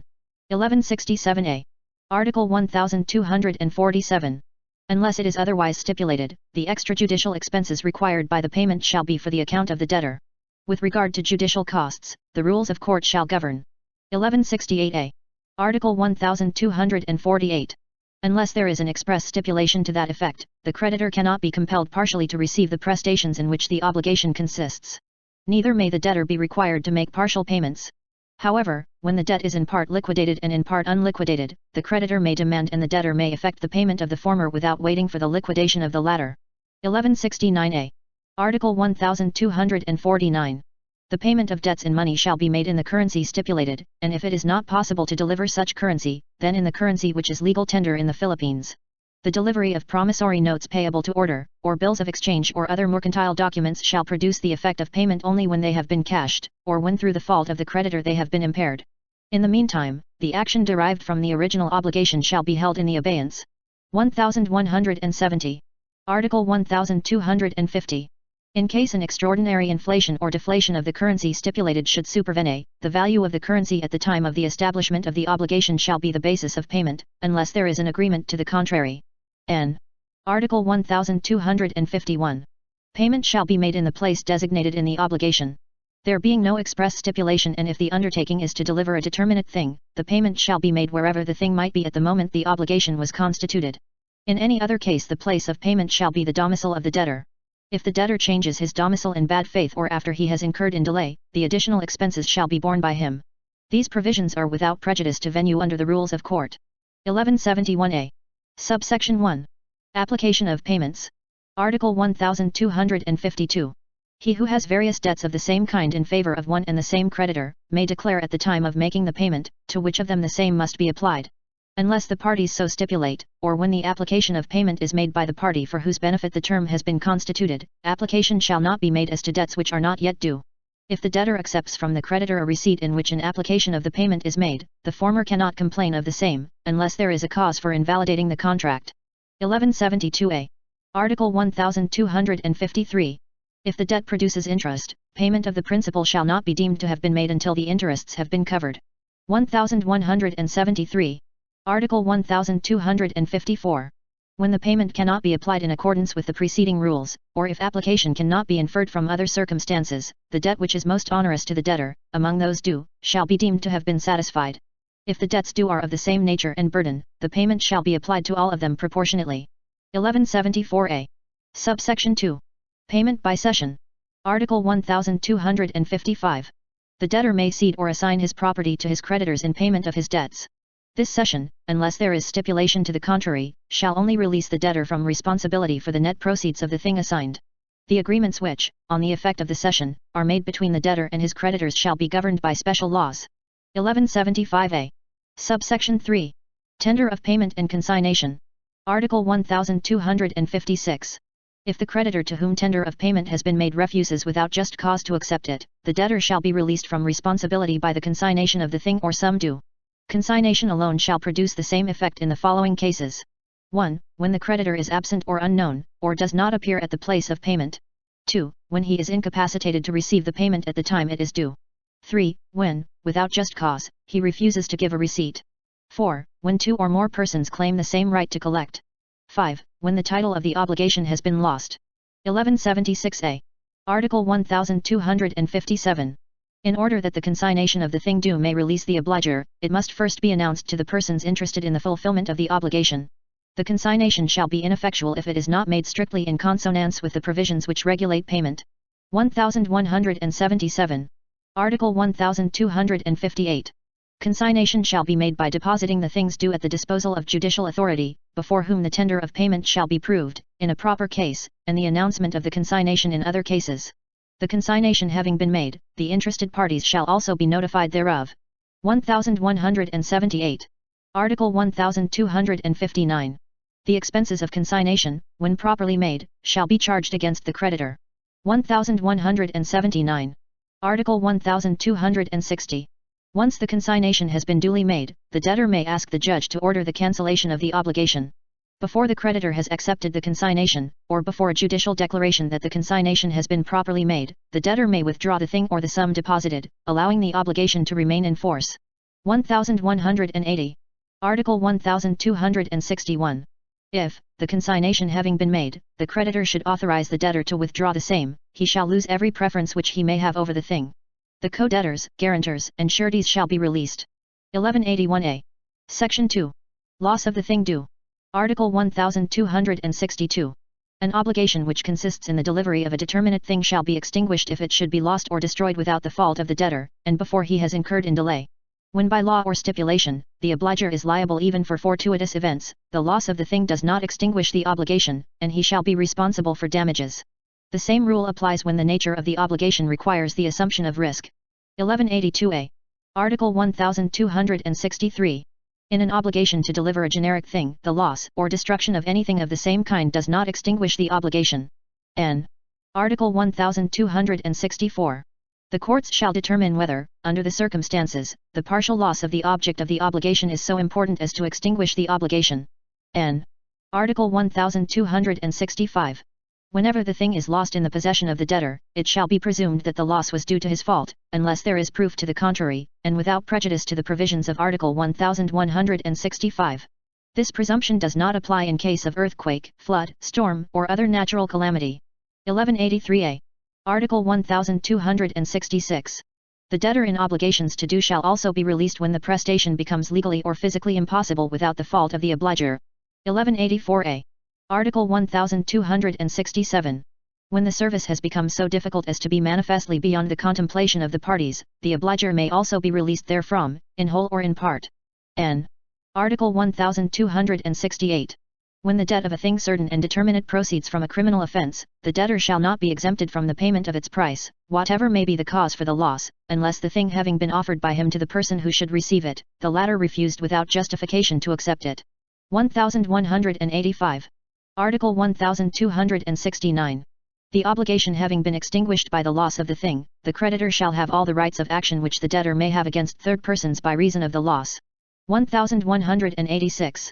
Section 3. Condonation or remission of the debt. Article 1270. Condonation or remission is essentially gratuitous, and requires the acceptance by the obliger. It may be made expressly or impliedly. One and the other kind shall be subject to the rules which govern in officious donations. Express condonation shall, furthermore, comply with the forms of donation. 1187. Article 1271. The delivery of a private document evidencing a credit, made voluntarily by the creditor to the debtor, implies the renunciation of the action which the former had against the latter. If in order to nullify this waiver it should be claimed to be inofficious, the debtor and his heirs may uphold it by proving that the delivery of the document was made in virtue of payment of the debt. 1188. Article 1272. Whenever the private document in which the debt appears is found in the possession of the debtor, it shall be presumed that the creditor delivered it voluntarily, unless the contrary is proved. 1189. Article 1273. The renunciation of the principal debt shall extinguish the accessory obligations, but the waiver of the latter shall leave the former in force. 1190. Article 1274. It is presumed that the accessory obligation of pledge has been remitted when the thing pledged, after its delivery to the creditor, is found in the possession of the debtor, or of a third person who owns the thing. 1191a. Section 4. Confusion or merger of rights. Article 1275. The obligation is extinguished from the time the characters of creditor and debtor are merged in the same person. 1192a. Article 1276. Merger which takes place in the person of the principal debtor or creditor benefits the guarantors. Confusion which takes place in the person of any of the latter does not extinguish the obligation. 1193. Article 1277. Confusion does not extinguish a joint obligation except as regards the share corresponding to the creditor or debtor in whom the two characters concur. 1194. Section 5. Compensation. Article 1278. Compensation shall take place when two persons, in their own right, are creditors and debtors of each other. 1195. Article 1279. In order that compensation may be proper, it is necessary: 1. That each one of the obligers be bound principally, and that he be at the same time a principal creditor of the other. 2. That both debts consist in a sum of money, or if the things due are consumable, they be of the same kind, and also of the same quality if the latter has been stated. 3. That the two debts be due. 4. That they be liquidated and demandable. 5. That over neither of them there be any retention or controversy, commenced by third persons and communicated in due time to the debtor. 1196. Article 1280. Notwithstanding the provisions of the preceding article, the guarantor may set up compensation as regards what the creditor may owe the principal debtor. 1197. Article 1281. Compensation may be total or partial. When the two debts are of the same amount, there is a total compensation. N. Article 1282. The parties may agree upon the compensation of debts which are not yet due. N. Article 1283. If one of the parties to a suit over an obligation has a claim for damages against the other, the former may set it off by proving his right to said damages and the amount thereof. N. Article 1284. When one or both debts are rescissible or voidable, they may be compensated against each other before they are judicially rescinded or avoided. N. Article 1285. The debtor who has consented to the assignment of rights made by a creditor in favor of a third person, cannot set up against the assignee the compensation which would pertain to him against the assignor, unless the assignor was notified by the debtor at the time he gave his consent, that he reserved his right to the compensation. If the creditor communicated the cession to him but the debtor did not consent thereto, the latter may set up the compensation of debts previous to the cession, but not of subsequent ones. If the assignment is made without the knowledge of the debtor, he may set up the compensation of all credits prior to the same and also later ones until he had knowledge of the assignment. 1198a. Article 1286. Compensation takes place by operation of law, even though the debts may be payable at different places, but there shall be an indemnity for expenses of exchange or transportation to the place of payment. 1199a. Article 1287. Compensation shall not be proper when one of the debts arises from a depositum or from the obligations of a depositary or of a bailee in comodatum. Neither can compensation be set up against a creditor who has a claim for support due by gratuitous title, without prejudice to the provisions of paragraph 2 of Article 301. 1200a. Article 1288. Neither shall there be compensation if one of the debts consists in civil liability arising from a penal offence. N. Article 1289. If a person should have against him several debts which are susceptible of compensation, the rules on the application of payments shall apply to the order of the compensation. 1201. Article 1290. When all the requisites mentioned in Article 1279 are present, compensation takes effect by operation of law, and extinguishes both debts to the concurrent amount, even though the creditors and debtors are not aware of the compensation. 1202a. Section 6. Novation. Article 1291. Obligations may be modified by 1. Changing their object or principal conditions. 2. Substituting the person of the debtor. 3. Subrogating a third person in the rights of the creditor. 1203. Article 1292. In order that an obligation may be extinguished by another which substitute the same, it is imperative that it be so declared in unequivocal terms, or that the old and the new obligations be on every point incompatible with each other. 1204. Article 1293. Novation which consists in substituting a new debtor in the place of the original one, may be made even without the knowledge or against the will of the latter, but not without the consent of the creditor. Payment by the new debtor gives him the rights mentioned in Articles 1236 and 1237. 1205a. Article 1294. If the substitution is without the knowledge or against the will of the debtor, the new debtor's insolvency or non-fulfillment of the obligations shall not give rise to any liability on the part of the original debtor. N. Article 1295. The insolvency of the new debtor, who has been proposed by the original debtor and accepted by the creditor, shall not revive the action of the latter against the original obliger, except when said insolvency was already existing and of public knowledge, or known to the debtor, when the delegated his debt. 1206a. Article 1296. When the principal obligation is extinguished in consequence of a novation, accessory obligations may subsist only insofar as they may benefit third persons who did not give their consent. 1207. Article 1297.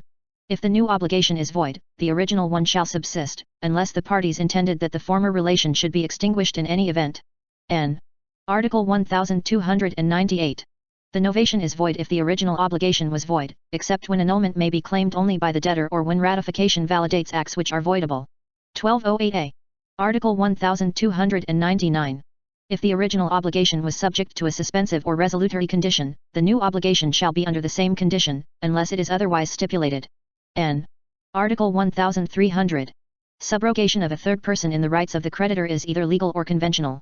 The former is not presumed, except in cases expressly mentioned in this code, the latter must be clearly established in order that it may take effect. 1209a. Article 1301. Conventional subrogation of a third person requires the consent of the original parties and of the third person. N. Article 1302. It is presumed that there is legal subrogation. 1. When a creditor pays another creditor who is preferred, even without the debtor's knowledge. 2. When a third person, not interested in the obligation, pays with the express or tacit approval of the debtor. 3. When, even without the knowledge of the debtor, a person interested in the fulfillment of the obligation pays, without prejudice to the effects of confusion as to the latter's share. 1210a. Article 1303. Subrogation transfers to the persons subrogated the credit with all the rights thereto appertaining, either against the debtor or against third person, be they guarantors or possessors of mortgages, subject to stipulation in a conventional subrogation. 1212a.